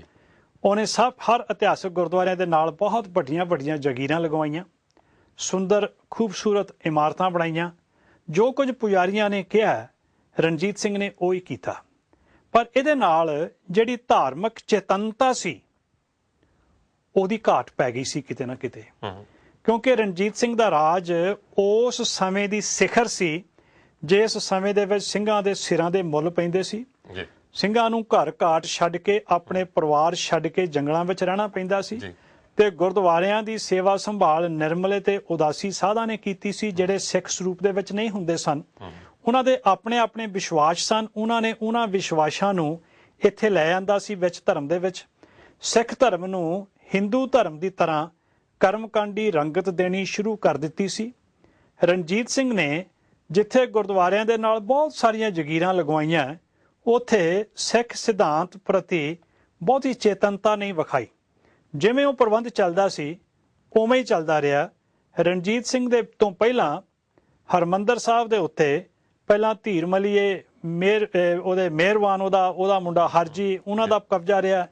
ਉਸ ਤੋਂ ਬਾਅਦ ਕਦੇ ਖਾਲਸੇ ਦਾ ਕਬਜ਼ਾ ਹੋ ਗਿਆ, ਕਦੇ ਇਹਨਾਂ ਦਾ ਹੋ ਗਿਆ। ਇਸ ਸਮੇਂ ਦੇ ਵਿੱਚ ਬੇਦੀ ਜਿਹੜੇ ਸਨ, ਪਹਿਲਾਂ ਸੋਢੀਆਂ ਦਾ ਰਿਹਾ, ਸੋਢੀ ਸਾਹਿਬਜ਼ਾਦਿਆਂ ਦਾ, ਫਿਰ ਬੇਦੀਆਂ ਦਾ ਇੱਥੇ ਪ੍ਰਬੰਧ ਜਿਹੜਾ ਸੀ ਹੋਇਆ, ਉਹਨਾਂ ਦਾ ਬੋਲਬਾਲਾ ਰਿਹਾ। ਸਾਹਿਬ ਸਿੰਘ ਬੇਦੀ ਨੇ ਹੀ ਮਹਾਰਾਜੇ ਨੂੰ ਤਿਲਕ ਦਿੱਤਾ ਸੀ ਰਾਜ ਦਾ, ਤੇ ਸਾਹਿਬ ਸਿੰਘ ਬੇਦੀ ਦਾ ਇਤੋਂ ਗਾਂਹ ਖੇਮ ਸਿੰਘ ਬੇਦੀ ਅਕਾਲ ਤਖਤ ਦੇ ਉੱਤੇ ਗੁਰੂ ਬਣ ਕੇ ਗਧੇਲਾ ਲਾ ਕੇ ਬੈਠਾ ਸੀ, ਜਿਹਨੂੰ ਗਿਆਨੀ ਦਿੱਤ ਸਿੰਘ ਤੇ ਪ੍ਰੋਫੈਸਰ ਗੁਰਮੁਖ ਸਿੰਘ ਨੇ ਚੱਕ ਕੇ ਪ੍ਰਕਰਮਾਂ 'ਚ ਮਾਰਿਆ ਸੀ। ਇਹ ਆਉਣ ਵਾਲੇ ਸਮੇਂ ਦੀਆਂ ਗੱਲਾਂ। ਉਸ ਵੇਲੇ ਇਹ ਹਾਲਤ ਹੋ ਗਈ ਸੀ ਕਿ ਸਿੱਖ ਸਿਧਾਂਤਕ ਚੇਤਨਤਾ ਜਿਹੜੀ ਹੈ ਉਹ ਘਟ ਗਈ ਸੀ, ਪਹਿਲਾਂ ਹੀ ਘਟੀ ਹੋਈ ਸੀ ਤੇ ਉਹ ਘਟਦੀ ਚਲੀ ਗਈ। ਇਹੀ ਕਾਰਨ ਸੀ ਕਿ ਰਣਜੀਤ ਸਿੰਘ ਦੇ ਰਾਜ ਦੇ ਵਿੱਚ ਬਹੁਤ ਸਾਰੇ ਜਿਹੜੇ ਕੰਮ ਹੈ ਉਹ ਪੰਡਿਤ ਮੰਤਰ ਪੂਰ ਕੇ ਕਰਦਾ ਸੀ। ਇੱਥੋਂ ਤੱਕ ਜਿਸ ਵਿਆਹ ਦੀ ਗੱਲ ਕੀਤੀ ਨਾ ਕੰਵਰ ਨੌ ਨਿਹਾਲ ਸਿੰਘ ਦੀ, ਉਹਦਾ ਵਿਆਹ ਆਨੰਦ ਕਾਰਜ ਨਾਲ ਨਹੀਂ ਹੋਇਆ ਸੀ, ਪੰਡਤ ਨੇ ਬੇਦੀ ਗੱਡ ਕੇ ਕੀਤਾ ਸੀ। ਤੇ ਯਾਦ ਰਵੇ ਉਹ ਜਿਹੜਾ ਵਿਆਹ ਸੀ ਉਹ ਕਿਸੇ ਬ੍ਰਾਹਮਣ ਦੀ ਕੁੜੀ ਦੇ ਨਾਲ ਨਹੀਂ ਹੋਇਆ ਸੀ, ਉਹ ਸ਼ਾਮ ਸੋਂ ਅਟਾਰੀ ਵਾਲੇ ਦੀ ਸਿੱਖ ਸਰਦਾਰ ਦੀ ਲੜਕੀ ਦੇ ਨਾਲ ਆਨੰਦ ਕਾਰਜ ਹੋਇਆ ਸੀ। ਉਸ ਵੇਲੇ ਪੰਡਤ ਨੇ ਜਨਾਨੀਆਂ ਨੂੰ ਇਸ ਢੰਗ ਦੇ ਨਾਲ ਮਗਰ ਲਾਇਆ ਹੁੰਦਾ ਸੀ ਵੀ ਜੇ ਆਹ ਨਾ ਕੀਤਾ ਤੇ ਆਹ ਹੋ ਜਾਣਾ, ਆਹ ਨਾ ਕੀਤਾ ਤੇ ਆਹ ਹੋ ਜਾਣਾ। ਉਹ ਸਾਰੇ ਜਿਹੜੀ ਸਾਡੀ ਨਿਆਰਾਪਣ ਵਾਲੇ ਜਿਹੜੇ ਸਾਡੇ ਸੰਸਕਾਰ ਸੀ ਉਹ ਦਿਨੋਂ ਦਿਨ ਕਮਜ਼ੋਰ ਹੁੰਦੇ ਜਾ ਰਹੇ ਸੀ। ਉਹ ਤਾਂ ਬਾਅਦ ਵਿੱਚ ਸਭ ਤੋਂ ਪਹਿਲਾਂ ਜਿਹੜੀ ਧਾਰਮਿਕ ਤੌਰ ਤੇ ਜਾਗਰਤੀ ਆਈ ਉਹ ਬਾਬਾ ਦਿਆਲ ਜੀ ਨੇ, ਜਿਹਨੇ ਨਿਰੰਕਾਰੀ ਸ਼ੁਰੂ ਕੀਤਾ। ਇਹ ਨਕਲੀ ਨਿਰੰਕਾਰੀਆਂ ਦੀ ਗੱਲ ਨਹੀਂ ਕਰਦੇ ਅਸੀਂ, ਦਿੱਲੀ ਵਾਲਿਆਂ ਦੀ, ਉਹ ਜਿਨ੍ਹਾਂ ਨੇ 78 ਦਾ ਸਾਕਾ ਕੀਤਾ ਉਹ ਨਹੀਂ। ਇਹਨਾਂ ਦੇ ਵਡੇਰੇ ਸਨ ਉਹ ਬਾਬਾ ਦਿਆਲ ਜੀ। ਉਹਨਾਂ ਨੇ ਸਭ ਤੋਂ ਪਹਿਲਾਂ ਖੂੰਡੇ ਦੇ ਨਾਲ ਆਨੰਦ ਕਾਰਜ ਦੀ ਰਸਮ ਸ਼ੁਰੂ ਕਰਵਾਈ। ਇਤਿਹਾਸ ਦੇ ਵਿੱਚ ਸਭ ਤੋਂ ਪਹਿਲਾ ਆਨੰਦ ਕਾਰਜ ਧੰਨ ਗੁਰੂ ਰਾਮਦਾਸ ਜੀ ਨੇ ਬਾਬਾ ਪਿਰਥੀ ਚੰਦ ਦਾ ਕਰਵਾਇਆ ਸੀ। ਇਹ ਲਾਵਾਂ ਪੜ੍ਹ ਕੇ, ਇਹ ਲਾਵਾਂ ਸੂਹੀ ਰਾਗ ਦੀਆਂ ਗੁਰੂ ਰਾਮਦਾਸ ਜੀ ਦੀਆਂ ਉਚਾਰਨ ਕੀਤੀਆਂ ਹੋਈਆਂ ਨੇ। ਤੇ ਜਿਸ ਵੇਲੇ ਪਿਰਥੀ ਚੰਦ ਦਾ ਵਿਆਹ ਹੋਣਾ ਸੀ, ਇਹਨਾਂ ਦਾ ਵੱਡਾ ਲੜਕਾ ਸੀ ਗੁਰੂ ਰਾਮਦਾਸ ਜੀ ਦਾ, ਉਹਦਾ ਆਨੰਦ ਕਾਰਜ ਇਹ 4 ਲਾਵਾਂ ਪੜ੍ਹ ਕੇ ਹਰ ਪਹਿਲੜੀ ਲਾਮ ਜਿਹੜੀ ਹੈ ਪ੍ਰਵਿਰਤੀ ਕਰਮ ਦੜਾਇਆ ਬਲਰਾਮ, ਜਿਹਦਾ ਅਸੀਂ ਅੱਜ ਵਰਤੋਂ ਕਰਦੇ ਮਰਿਆਦਾ 'ਚ, ਇਹਨਾਂ ਕੀਤਾ ਸੀ। ਉਸ ਤੋਂ ਬਾਅਦ ਹੌਲੀ ਹੌਲੀ ਇਹ ਸਾਰੀਆਂ ਗੱਲਾਂ ਅਲੋਪ ਹੋਣੀਆਂ ਸ਼ੁਰੂ ਹੋ ਗਈਆਂ ਸੀ। ਇੱਥੋਂ ਤੱਕ ਰਣਜੀਤ ਸਿੰਘ ਦੇ ਮਰਨ ਤੋਂ ਬਾਅਦ ਰਣਜੀਤ ਸਿੰਘ ਦੀਆਂ ਕਿੰਨੀਆਂ ਸਾਰੀਆਂ ਰਾਣੀਆਂ ਤੇ ਦਾਸੀਆਂ ਰਣਜੀਤ ਸਿੰਘ ਦੀ ਚਿਖਾ ਦੇ ਵਿੱਚ ਇਹਦੇ ਨਾਲ ਸਤੀ ਹੋਈਆਂ ਸਨ। ਤੇ ਗੁਰੂ ਅਮਰਦਾਸ ਜੀ ਨੇ ਕਹਿ ਦਿੱਤਾ ਸੀ ਸਤੀਆਂ ਇਹ ਨਾ ਆਖੇ ਜੇ ਮੜੀਆਂ ਲੱਗ ਮਰਨ। ਹਾਂਜੀ, ਸਤੀਆਂ ਉਹ ਹੁੰਦੀਆਂ ਜਿਹੜੀਆਂ ਵਿਛੋੜੇ ਦੀ ਤੜਫ ਦੇ ਵਿੱਚ ਜਿਉਂਦੀਆਂ। ਅੱਛਾ, ਇੱਕ ਲਾਸਟ ਕਾਲ ਆਈ ਹੈ, ਉਹ ਕਹਿੰਦੇ ਲੈ ਲਓ। ਹੈਲੋ ਵਾਹਿਗੁਰੂ ਜੀ ਕਾ ਖਾਲਸਾ, ਵਾਹਿਗੁਰੂ ਜੀ ਕੀ ਫਤਿਹ ਜੀ। ਹਾਂਜੀ ਭਾਈ ਸਾਹਿਬ, ਸ਼ੁਭ ਨਾਮ ਤੇ ਕਿੱਥੋਂ ਬੋਲ ਰਹੇ ਹੋ? ਮੈਂ ਗੁਰਪ੍ਰੀਤ ਸਿੰਘ ਬੋਲ ਰਿਹਾ ਜੀ, ਲੰਡਨ ਤੋਂ। ਪਹਿਲੀ ਗੱਲ ਤਾਂ ਪ੍ਰੋਗਰਾਮ ਬਹੁਤ ਵਧੀਆ ਚੱਲ ਰਿਹਾ। ਮਿਹਰਬਾਨੀ ਭਾਈ ਗੁਰਪ੍ਰੀਤ ਸਿੰਘ ਜੀ, ਕੀ ਕਹਿਣਾ ਚਾਹੋਗੇ? ਮੈਂ ਸਿਰਫ ਇੱਕ ਗੱਲ ਐਡ ਕਰਨੀ ਸੀ, ਜਿੱਦਾਂ ਸਰਦਾਰ ਸਾਹਿਬ ਨੇ 12 ਵਜੇ ਵਾਲੀ ਗੱਲ ਕੀਤੀ ਆ, ਇੱਕ ਮੈਂ ਥੋੜਾ ਜਿਹੀ ਐਡ ਕਰਨਾ ਚਾਹੁੰਦਾ, ਕਿਉਂਕਿ ਜਦੋਂ ਗੋਰਿਆਂ ਦਾ ਰਾਜ ਪੂਰੇ ਹਿੰਦੁਸਤਾਨ ਤੇ ਸੀ, ਪੰਜਾਬ ਨੂੰ ਫਤਿਹ ਨਹੀਂ ਸੀ ਕੀਤਾ, ਤੇ ਉਹ ਜਿਹੜਾ ਏਰੀਆ ਸੀਗਾ ਉਹ ਕਲਕੱਤੇ ਦੇ ਟਾਈਮ ਦੇ ਨਾਲ ਰਾਤ ਨੂੰ ਕੈਨਨ ਫਾਇਰ ਕਰਦੇ ਸੀ 12 ਵਜੇ। ਤੇ ਜਿਹੜਾ ਪੰਜਾਬ ਸੀ ਉਹ ਇੰਡੀਪੈਂਡੈਂਟ ਕੰਟਰੀ ਸੀ ਮਹਾਰਾਜਾ ਰਣਜੀਤ ਸਿੰਘ ਦੀ, ਤੇ ਇਹਨਾਂ ਦਾ ਟਾਈਮ 1 ਘੰਟੇ ਦਾ ਡਿਫਰੈਂਟ ਸੀ ਜਦੋਂ ਕੈਨਨ ਫਾਇਰ ਕਰਦੇ ਹੁੰਦੇ ਸੀ। ਤੇ ਜਦੋਂ ਰਾਤ ਨੂੰ ਕੈਨਨ ਫਾਇਰ ਕਰਨਾ, ਤੇ ਜਿਹੜੇ ਲੋਕੀ ਆਮ ਸੀਗੇ ਪਹਿਲੋਂ 1 ਘੰਟੇ ਪਹਿਲਾਂ ਜਦੋਂ ਫਾਇਰ ਕਰਦੇ ਸੀ ਕੈਨਨ, ਉਹਨਾਂ ਨੇ ਕਹਿਣਾ ਇਹ ਗੋਰਿਆਂ ਦੇ 12 ਵੱਜ ਗਏ। ਜਦੋਂ 1 ਘੰਟੇ ਬਾਅਦ ਲਾਹੌਰ ਦਰਬਾਰ ਕੈਨਨ ਫਾਇਰ ਕਰਦਾ ਸੀ, ਉਦੋਂ ਲੋਕਾਂ ਨੇ ਇਹ ਕਹਿਣਾ ਸ਼ੁਰੂ ਕੀਤਾ ਕਿ ਸਿੰਘਾਂ ਦੇ 12 ਵੱਜ ਗਏ। ਜਿਹੜੀ ਦੂਜੀ ਗੱਲ ਉਹ ਵੀ ਰੈਲੇਵੈਂਟ ਹੈ ਇਹਦੇ ਨਾਲ, ਤੇ ਰਾਤ ਨੂੰ ਜਿਹੜਾ ਜਿਹੜੀ ਇਹਨਾਂ ਨੇ ਸਪਸ਼ਟੀਕਰਨ ਪਹਿਲੋਂ ਦਿੱਤਾ 12 ਵਜੇ ਵਾਲਾ, ਉਹ ਵੀ ਵੈਲਿਡ ਆ। ਤੇ ਮੈਂ ਥੋੜਾ ਜਿਹਾ ਐਡ ਕਰਨਾ ਚਾਹੁੰਦਾ ਸੀ ਕਿ ਦੂਜਾ ਵੀ ਜਿਹੜਾ ਪੱਖ ਸੀਗਾ, ਰਾਤ ਨੂੰ ਜਿਹੜੇ ਆਮ ਲੋਕੀ ਕਹਿੰਦੇ ਸੀ 12 ਵੱਜ ਗਏ, ਉਹਦਾ ਇਹ ਰੀਜ਼ਨ ਸੀ ਕਿਉਂਕਿ ਸਾਡੀ ਟਾਈਮਿੰਗ ਕਲਕੱਤੇ ਦੀ ਟਾਈਮਿੰਗ ਨਾਲੋਂ ਤੇ ਲਾਹੌਰ ਦਰਬਾਰ ਦੀ 1 ਘੰਟੇ ਦਾ ਫਰਕ ਸੀ। ਠੀਕ ਹੈ ਜੀ, ਬਹੁਤ ਧੰਨਵਾਦ ਗੁਰਪ੍ਰੀਤ ਸਿੰਘ ਜੀ। ਮੇਰੇ ਧਿਆਨ ਵਿੱਚ ਨਹੀਂ ਸੀ ਇਹ, ਬਾਕੀ ਸਾਰੇ ਦਰਸ਼ਕਾਂ ਨੇ ਵੀ ਇਹ ਗੱਲ ਸੁਣ ਲਈ ਹੋਏਗੀ, ਔਰ ਆਮ ਰੀਅਲੀ ਐਪਰੀਸ਼ੀਏਟ ਦੈਟ ਜਿਹੜੀ ਗੱਲ ਤੁਸੀਂ ਕਰ ਰਹੇ ਸੀਗੇ। ਧੰਨਵਾਦ। ਵਾਹਿਗੁਰੂ ਜੀ ਕਾ ਖਾਲਸਾ, ਵਾਹਿਗੁਰੂ ਜੀ ਕੀ ਫਤਿਹ ਜੀ। ਹਾਂਜੀ, ਉਹ ਜੇ ਆਪਾਂ ਕਹੀਏ ਹੌਲੀ ਸੋਲੀ ਰਣਜੀਤ ਸਿੰਘ ਨੂੰ ਇਹਦਾ ਦੋਸ਼ੀ ਠਹਿਰਾਈਏ, ਕਿਉਂਕਿ ਹਾਲਾਤ ਜਿਹੜਾ ਤੁਸੀਂ ਦੱਸ ਚੁੱਕੇ ਆ, ਰਾਜ ਸਥਿਰ ਨਹੀਂ ਸੀ, ਇਹ ਲੜਾਈ ਪੜਾਈ ਦਾ ਸੀ। ਨਹੀਂ, ਇਹਦੇ ਵਿੱਚ ਨਾ ਡਾਕਟਰ ਸਾਹਿਬ ਮੈਨੂੰ ਖਿਮਾ ਕਰਿਓ, ਇਹ ਦੋਸ਼ ਨਹੀਂ ਰਣਜੀਤ ਸਿੰਘ ਨੂੰ ਦਿੱਤਾ ਜਾ ਰਿਹਾ। ਇਹ ਮੈਂ ਇਹ ਜ਼ਰੂਰ ਮਹਿਸੂਸ ਕਰਦਾ ਕਿ ਰਣਜੀਤ ਸਿੰਘ ਨੇ ਜਿੱਥੇ ਸ਼ਰਧਾਵਾਨ ਸਿੱਖ ਦੇ ਤੌਰ ਦੇ ਉੱਤੇ ਹੋਰ ਬਹੁਤ ਸਾਰੇ ਉਦਮ ਕੀਤੇ, ਪਰ ਸਿੱਖ ਸਿਧਾਂਤ ਨੂੰ ਦੁਆਰਾ ਉਜਾਗਰ ਕਰਨ ਦੇ ਲਈ ਉਹ ਉਨੀ ਉਦਮ ਨਹੀਂ ਕਰ ਸਕਿਆ। ਉਹਦੇ ਕੋਈ ਵੀ ਕਾਰਨ ਹੋ ਸਕਦੇ ਆ। ਇਹ ਡੋਗਰੇ ਜਿਹੜੇ ਦੁਆਲੇ ਸੀ ਕਿ ਇਹ ਵੀ ਕਾਰਨ ਬਣਦੇ? ਨਹੀਂ, ਮੈਂ ਨਹੀਂ ਸਮਝਦਾ, ਕਿਉਂਕਿ ਡੋਗਰੇ ਬਾਅਦ ਵਿੱਚ ਆਏ, ਸ਼ੁਰੂ ਪਹਿਲੇ ਦਿਨ ਤੋਂ ਨਹੀਂ ਸੀਗੇ, ਤੇ ਬਾਅਦ ਵਿੱਚ ਹੋ ਸਕਦਾ ਉਹਨਾਂ ਨੇ ਇਸ ਪਾਸੇ ਵੱਲ ਧਿਆਨ ਨਾ ਦੇਣ ਦਿੱਤਾ ਹੋਏ। ਜਿਸ ਤੱਕ ਸਵਾਲ ਹੈ ਨਾ ਕਿ ਆਪਣੇ ਦਿਨ ਦੀ ਸ਼ੁਰੂਆਤ ਭਾਵੇਂ ਉਹ ਕਿਤੇ ਵੀ ਹੋਵੇ, ਧੰਨ ਸ੍ਰੀ ਗੁਰੂ ਗ੍ਰੰਥ ਸਾਹਿਬ ਜੀ ਦੇ ਵਿੱਚੋਂ ਹੁਕਮਨਾਮਾ ਸੁਣ ਕੇ ਤੇ ਉਸ ਹੁਕਮਨਾਮੇ ਦੀ ਕਥਾ ਸੁਣ ਕੇ ਕਰਦਾ ਸੀ। ਇਹ ਇੱਕ ਆਪਣੇ ਆਪ ਦੇ ਵਿੱਚ ਬਹੁਤ ਵੱਡੀ ਗੱਲ ਹੈ। ਅੱਜ ਅਸੀਂ ਥੋੜਾ ਜਿਹਾ ਇਸ ਪਾਸੋਂ, ਅੱਜ ਸਾਡੇ ਵਿੱਚ ਕਮਜ਼ੋਰੀ ਹੈ, ਅੱਜ ਅਸੀਂ ਸੁਣ ਤਾਂ ਲੈਂਦੇ ਹਾਂ, ਪਰ ਉਸ ਸ਼ਬਦ ਨੂੰ ਵਿਚਾਰਨ ਦੀ, ਸਮਝਣ ਦੀ ਜਿਹੜੀ ਗੱਲ ਹੈ, ਉਹਦੇ ਵਿੱਚ ਸਾਡੀ ਕਮਜ਼ੋਰੀ ਰਹੀ ਹੈ। ਇੱਥੋਂ ਤੱਕ ਜਿਸ ਵੇਲੇ ਨਾ ਅੰਮ੍ਰਿਤਸਰ ਦੇ ਵਿੱਚ ਸਾਡਾ ਜਿਹੜਾ ਮੇਨ ਕੇਂਦਰ ਸੀ ਧਾਰਮਿਕ ਤੌਰ ਤੇ, ਉੱਥੇ ਜਿਹੜਾ ਗ੍ਰੰਥੀ ਸੀ ਗਿਆਨੀ ਸੰਤ ਸਿੰਘ ਸੀ, ਉਹਨੇ ਆਪਣੀ ਰਿਹਾਇਸ਼ ਜਦੋਂ ਉਹਦਾ ਨੀਂਹ ਪੱਥਰ ਰੱਖਿਆ, ਉਹਦਾ ਨਾਂ ਸੀ ਬੁੰਗਾ ਗਿਆਨੀਆ। ਮੈਨੂੰ ਦੱਸਿਆ ਕਿਸੇ ਨੇ, ਮੈਂ ਉਹਦੀ ਫੋਟੋ ਵੇਖੀ, ਮੈਂ ਆਪ ਨਹੀਂ ਵੇਖਿਆ। ਉਹ ਅੱਜ ਵੀ ਅੰਮ੍ਰਿਤਸਰ ਦੇ ਵਿੱਚ ਕਿਤੇ ਬੂੰਗਾ ਗਿਆਨੀਆਂ ਹੈਗਾ ਤੇ ਉਹਦਾ ਜਿਹੜਾ ਬਾਹਰਲਾ ਦਰਵਾਜ਼ਾ ਹੈ ਹਵੇਲੀ ਦਾ ਉਹਦੇ ਬਾਹਰ ਦਰਵਾਜ਼ੇ ਦੇ ਉੱਤੇ ਦਰਵਾਜ਼ੇ ਦੀ ਡਾਟ ਦੇ ਉੱਤੇ ਬੁੱਤ ਲਾਉਂਦੇ ਹੁੰਦੇ ਸੀ ਛੋਟੇ ਛੋਟੇ।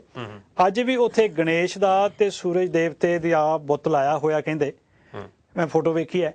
ਤੇ ਜਿਸ ਵੇਲੇ ਉਹਦਾ ਨੀਂਹ ਪੱਥਰ ਰੱਖਿਆ, ਉਹਦਾ ਨੀਂਹ ਪੱਥਰ ਰੱਖਣ ਸਮੇਂ ਗਣੇਸ਼ ਤੇ ਸੂਰਜ ਦੇਵਤੇ ਦੀ ਪੂਜਾ ਕਰਕੇ ਲਲੇਰ ਭੰਨ ਕੇ ਉਹਦੀ ਨੀਂਹ ਰੱਖੀ ਸੀ। ਮਤਲਬ ਕਿ ਔਰ ਇਸ ਤੋਂ ਕੁਝ ਸਮਾਂ ਬਾਅਦ ਹੀ, ਕੁਝ ਸਾਲ ਪਿੱਛੋਂ ਹੀ ਹਰਮੰਦਰ ਸਾਹਿਬ ਦੀ ਪਰਿਕਰਮਾ ਦੇ ਵਿੱਚ ਵੱਖ-ਵੱਖ ਹਿੰਦੂ ਦੇਵੀ ਦੇਵਤਿਆਂ ਦੇ ਜਿਹੜੇ ਬੁੱਤ ਹੈ ਉਹ ਵੀ ਪੂਜੇ ਜਾਂਦੇ ਹੁੰਦੇ ਸੀ। ਇਹ ਧਾਰਮਿਕ ਸਿਧਾਂਤਕ ਰੂਪ ਦੇ ਵਿੱਚ ਇਸ ਪੱਖੋਂ ਇਹ ਥੋੜਾ ਜਿਹਾ ਸਾਡਾ ਕਮਜ਼ੋਰੀ ਦਾ ਸਮਾਂ ਸੀ। ਇਹ ਜਦੋਂ ਆਪਾਂ ਉਸ ਸਮੇਂ ਤੇ ਆਏ ਫਿਰ ਗੱਲ ਕਰਾਂਗੇ। ਮੈਂ ਜਿਹੜੀ ਗੱਲ ਸਾਂਝੀ ਕਰਨੀ ਚਾਹੁੰਦਾ ਸੀ ਨਾ ਇੱਥੇ, ਇਹ ਨਹੀਂ ਕਿ ਰਣਜੀਤ ਸਿੰਘ ਦੇ ਕਰਕੇ ਹੋਇਆ, ਰਣਜੀਤ ਸਿੰਘ ਇਹਦਾ ਜ਼ਿੰਮੇਵਾਰ ਨਹੀਂ ਸੀ। ਮੈਂ ਏਦਾਂ ਮਹਿਸੂਸ ਕਰਦਾ ਕਿ ਜਿਸ ਵੇਲੇ ਤੁਹਾਡੇ ਕੋਲ ਰਾਜਨੀਤਿਕ ਤਾਕਤ ਹੁੰਦੀ ਹੈ ਉਸ ਵੇਲੇ ਤੁਹਾਨੂੰ ਸਿਧਾਂਤ ਦੀ ਅੱਜ ਸਾਡੇ ਵਾਸਤੇ ਸਿੱਖਣ ਦੀ ਜ਼ਰੂਰਤ ਹੈ। ਅੱਜ ਜਦੋਂ ਇੱਕ ਸਿੰਘ ਨੇ ਕਿਹਾ ਸੀ ਨਾ ਵੀ ਬਾਦਲ ਹੋਰੀ ਆਪਣੇ ਆਪ ਨੂੰ ਰਣਜੀਤ ਸਿੰਘ ਦੇ ਰਾਜ ਦੇ ਨਾਲ ਤੁਲਨਾ ਦਿੰਦੇ ਆ, ਤੇ ਸ਼ਾਇਦ ਉਹਨਾਂ ਵਾਸਤੇ ਇਹ ਮੈਸੇਜ ਹੋਵੇ ਇਹ ਵੀ ਸੱਚਮੁੱਚ ਹੀ ਜਿਹੜਾ ਰਣਜੀਤ ਸਿੰਘ ਦੇ ਸਮੇਂ ਦੇ ਵਿੱਚ ਸਿਧਾਂਤਕ ਤੌਰ ਤੇ ਸਿਧਾਂਤ ਨੂੰ ਪਰਪੱਕ ਕਰਨ ਦੀ ਕਮਜ਼ੋਰੀ ਰਹਿ ਗਈ ਸੀ, ਉਹ ਇਹ ਨਾ ਰੱਖਣ, ਇਹ ਉਹਨੂੰ ਦੂਰ ਕਰ ਲੈਣ। ਜਿਹੜੀ ਸੇਧ ਲੈਣ ਦੀ ਗੱਲ ਹੈ ਹੁਣ, ਜਿਹੜੀ ਉਸ ਤੋਂ ਬਾਅਦ ਨਾ ਇੱਕ ਗੱਲ ਧਿਆਨ 'ਚ ਦੇਣ ਯੋਗ ਹੈ, ਜਦੋਂ ਤੱਕ ਰਣਜੀਤ ਸਿੰਘ ਦੀ ਰਾਜਨੀਤਿਕ ਤਾਕਤ ਕਾਇਮ ਸੀ ਨਾ, ਇਹ ਗੁਰਦੁਆਰਿਆਂ ਦੇ ਜਿਹੜੇ ਪੁਜਾਰੀ ਹੈ ਇਹ ਏਡੇ ਕੁਕਰਮੀ ਨਹੀਂ ਹੋਏ ਸਨ। ਰਣਜੀਤ ਸਿੰਘ ਦਾ ਰਾਜ ਖਤਮ ਹੁੰਦਿਆਂ ਹੀ ਇਹਨਾਂ ਪੁਜਾਰੀਆਂ ਨੇ ਉਹ ਗੁਰਦੁਆਰਿਆਂ ਦੀ ਜਗੀਰਾਂ ਨੂੰ ਆਪਣੀਆਂ ਨਿੱਜੀ ਜਗੀਰਾਂ ਸਮਝਣੀਆਂ ਸ਼ੁਰੂ ਕਰ ਦਿੱਤਾ। ਇਹਨਾਂ ਵਿੱਚ ਸਾਰੇ ਕਿਸਮ ਦੇ ਐਬ ਆਉਣੇ ਸ਼ੁਰੂ ਹੋ ਗਏ। ਉਹਨੂੰ ਦੂਰ ਕਰਨ ਵਾਸਤੇ ਗੁਰਦੁਆਰਾ ਸੁਧਾਰ ਲਹਿਰ ਚੱਲੀ 1920 ਦੀ, ਜਿਹਦੀ ਆਪਾਂ ਗੱਲ ਕਰਾਂਗੇ, ਜਿੱਥੇ ਰਣਜੀਤ ਸਿੰਘ ਦੇ ਰਾਜ ਦੇ ਵਿੱਚ ਸਿਧਾਂਤਕ ਤੌਰ ਦੇ ਉੱਤੇ ਉਹ ਸਿਧਾਂਤ ਨੂੰ ਪ੍ਰਚੰਡ ਕਰਨ ਵਾਸਤੇ ਉਦਮ ਨਹੀਂ ਹੋਇਆ ਬੇਸ਼ੱਕ, ਪਰ ਉਹਦੇ ਨਾਲ ਇਹ ਜ਼ਰੂਰ ਹੋਇਆ ਕਿ ਰਣਜੀਤ ਸਿੰਘ ਦੇ ਰਾਜ ਦੇ ਦਬਦਬੇ ਦੇ ਵਿੱਚ ਇਹ ਜਿਹੜੇ ਪੁਜਾਰੀ ਸੀ ਇਹ ਗੁਰਦੁਆਰਿਆਂ ਨੂੰ ਆਪਣੀ ਨਿੱਜੀ ਜਾਇਦਾਦ ਸਮਝਣ ਦੀ ਹਿੰਮਤ ਨਹੀਂ ਕਰ ਸਕਦੇ ਸੀ ਸਿੱਖ ਰਾਜ ਦੀ ਰਾਜਨੀਤਿਕ ਤਾਕਤ ਹੋਣ ਕਰਕੇ। ਜਦੋਂ ਰਾਜਨੀਤਿਕ ਤਾਕਤ ਖਤਮ ਹੋਈ ਉਦੋਂ ਹੀ ਅੰਗਰੇਜ਼ਾਂ ਦੀ ਚੱਕ ਦੇ ਵਿੱਚ ਆ ਕੇ ਇਹ ਲੋਕ ਜਿਹੜੇ ਸੀਗੇ ਇਹ ਆਪ ਹੁਦਰੇ ਹੋ ਗਏ। ਕਿ ਇੱਕ ਤੇ ਜਿਹੜੀਆਂ ਦੂਸਰੀ ਏਜੰਸੀਆਂ ਹੁੰਦੀਆਂ ਉਹ ਚੁੱਕਦੀਆਂ, ਦੂਸਰਾ ਆਪਾਂ ਨੂੰ ਇਹ ਵੀ ਵਰਤ ਲੈਣਾ ਚਾਹੀਦਾ ਕਿ ਸਿੱਖ 10ਵੇਂ ਪਾਤਸ਼ਾਹ ਤੋਂ ਬਾਅਦ ਬਸ ਲੜਾਈ ਦੇ ਵਿੱਚ ਹੀ ਰਹੇ, ਘਰ ਵੀ ਨਹੀਂ ਬੈਠਣ ਦਾ ਸਮਾਂ ਬਣਿਆ, ਕੋਈ ਉਹਨਾਂ ਨੂੰ ਸਮਾਂ ਇਹੋ ਜਿਹਾ ਨਹੀਂ ਮਿਲਿਆ। ਤੇ ਮਹਾਰਾਜਾ ਰਣਜੀਤ ਸਿੰਘ ਦਾ ਰਾਜ ਵੀ ਜਿੰਨਾ ਹੋਇਆ ਲੜਾਈ ਝਗੜੇ ਜਾਂ ਦੂਸਰਿਆਂ ਨਾਲ ਲੜਦੇ, ਕੁਛ ਆਪਣੇ ਜਿਹਨੂੰ ਕਹਿੰਦੇ ਆਰਾਮ ਨਾਲ ਬੈਠ ਕੇ ਰਾਜ ਕਰ ਲੈਣਾ, ਉਹ ਨਹੀਂ ਸੀ। ਅੱਛਾ, ਆਪਣੇ ਕੋਲ ਅਖੀਰ 30 ਸਕਿੰਟ ਗਿਆ, ਉਹਦੇ ਵਿੱਚ ਕਰ ਦਿਓ। ਮੈਂ ਨਾ ਜਿਹੜੀਆਂ ਅੰਗਰੇਜ਼ਾਂ ਦੇ ਨਾਲ ਰਣਜੀਤ ਸਿੰਘ ਸੰਧੀਆਂ 2 ਹੋਈਆਂ, 3-4 ਹੋਈਆਂ, ਜਿਹੜੀ 2 ਖਾਸ ਹੈ, ਇੱਕ ਅੰਮ੍ਰਿਤਸਰ ਦੀ, ਇੱਕ ਰੋਪੜ ਦੀ। ਜਦੋਂ ਕਿਤੇ ਤੁਸੀਂ ਪੰਜਾਬ ਜਾਓ, ਨਵੇਂ ਸ਼ਹਿਰ ਵਾਲੇ ਪਾਸਿਓਂ ਜਦੋਂ ਉਹ ਨਹਿਰ ਦਾ ਪੁਲ ਪਾਰ ਕਰਕੇ ਤੁਸੀਂ ਰੋਪੜ ਵਿੱਚ ਦਾਖਲ ਹੋਵੋ ਤਾਂ ਸੱਜੇ ਹੱਥ ਵੜਦਿਆਂ ਬੇਰਕਾ ਮਿਲਕ ਬਾਰ ਵਾਲਿਆਂ ਦੀ ਇੱਕ ਜਗ੍ਹਾ ਹੈ, ਉੱਥੇ ਬੈਠ ਕੇ ਨਾਲੇ ਤੇ ਮਿਲਕ ਬਦਾਮ ਪੀਓ ਤੇ ਨਾਲੇ ਦਰਿਆ ਦੇ ਦੂਜੇ ਪਾਸੇ ਇੱਕ ਟਿੱਲੇ ਦੇ ਉੱਤੇ ਲੱਗਾ ਹੋਇਆ ਨਿਸ਼ਾਨ ਸਾਹਿਬ ਦੇਖੋ। ਇਹ ਉਹ ਜਗ੍ਹਾ ਹੈ ਜਿੱਥੇ ਰਣਜੀਤ ਸਿੰਘ ਨੇ ਆਪਣੀ ਚੌਂਕੀ ਲਾਈ ਸੀ। ਇੱਕ ਪਾਸੇ ਅੰਗਰੇਜ਼ ਬੈਠੇ ਸੀ ਤੇ ਇੱਕ ਪਾਸੇ ਇਹ ਬੈਠਾ ਸੀ। ਰੋਪੜ ਦੀ ਸੰਧੀ ਹੋਈ ਸੀ। ਇਹ ਸਾਡੇ ਵਾਸਤੇ ਉਹ ਮਾਣ ਕਰਨ ਜੋ ਗੱਲ ਹੈ ਕਿ ਰਣਜੀਤ ਸਿੰਘ ਦੇ ਰਾਜ ਕਰਕੇ ਇੱਕ ਐਸੀ ਤਾਕਤ ਜਿਹਦੇ ਰਾਜ ਦੇ ਵਿੱਚ ਕਦੇ ਸੂਰਜ ਨਹੀਂ ਛੁਪਦਾ ਸੀ, ਅਸੀਂ ਸਾਡੀਆਂ ਫੌਜਾਂ, ਸਾਡੇ ਜਰਨੈਲ, ਸਾਡੇ ਰਾਜੇ ਉਹਦੇ ਬਰਾਬਰ ਦੀ ਧਿਰ ਬਣ ਕੇ, ਉਹ ਛੋਟਾ ਜਿਹਾ ਮਿਊਜ਼ੀਅਮ ਵੀ ਬਣਿਆ ਹੋਇਆ, ਬੱਚਿਆਂ ਨੂੰ ਵੀ ਵਿਖਾਓ। ਉਹ ਸਾਡੀ ਹੈਰੀਟੇਜ ਹੈ, ਇਹ ਸਾਡਾ ਵਿਰਸਾ ਹੈ, ਸਾਡੀ ਵਿਰਾਸਤ ਹੈ, ਜਿਸ ਤੇ ਸਾਨੂੰ ਮਾਣ ਕਰਨਾ ਬਣਦਾ ਹੈ। ਹੁਣ ਸਮਾਂ ਸਮਾਪਤ ਹੋ ਗਿਆ। ਹਾਂਜੀ, ਸਮਾਂ ਆਪਣੇ ਕੋਲ ਸਮਾਪਤ ਹੈ ਜੀ, ਤੇ ਆਸ ਰੱਖਦੇ ਹਾਂ ਕਿ ਜੋ ਭਾਈ ਸਾਹਿਬ ਜੀ ਨੇ ਇਤਿਹਾਸ ਸੁਣਾਇਆ ਹੈ ਕਿ ਸਿੱਖ ਰਾਜ ਕਿਵੇਂ ਆਇਆ ਗਿਆ ਜੀ, ਆਪਾਂ ਬਾਅਦ ਵਿੱਚ ਗੱਲ ਕਰਾਂਗੇ, ਅਤੇ ਇਹਦੇ ਵਿੱਚੋਂ ਆਪਾਂ ਮੋਤੀ ਚੁਗਣੇ ਨੇ ਤੇ ਕੀ ਆਪਾਂ ਨੂੰ ਸੇਧ ਮਿਲਦੀ ਹੈ, ਉਹ ਸੇਧ ਲੈ ਕੇ ਤਾਂ ਕਿ ਆਪਾਂ ਬਾਰ-ਬਾਰ ਉਹ ਗਲਤੀਆਂ ਨਾ ਦੁਹਰਾਈ ਜਾਈਏ। ਜਿਸ ਤਰ੍ਹਾਂ ਉਹ ਸਮਰਪਿਤ ਸਨ ਪੰਥ ਨੂੰ, ਅਕਾਲ ਤਖਤ ਨੂੰ ਸਮਰਪਿਤ ਸਨ, ਇੰਨੀ ਤਾਕਤ ਹੁੰਦਿਆਂ ਉਹ ਬਾਕੀ ਜਿਹੜੇ ਸਿੱਖ ਜਰਨੈਲ ਸੀ ਉਹਨਾਂ ਦੀ ਗਾਲਾਂ ਉਸੇ ਤਰ੍ਹਾਂ ਸੁਣ ਲੈਂਦੇ ਸਨ। ਸੋ ਇਹੋ ਜਿਹੇ ਗੁਣ ਆਪਾਂ ਲੈਣੇ ਨੇ।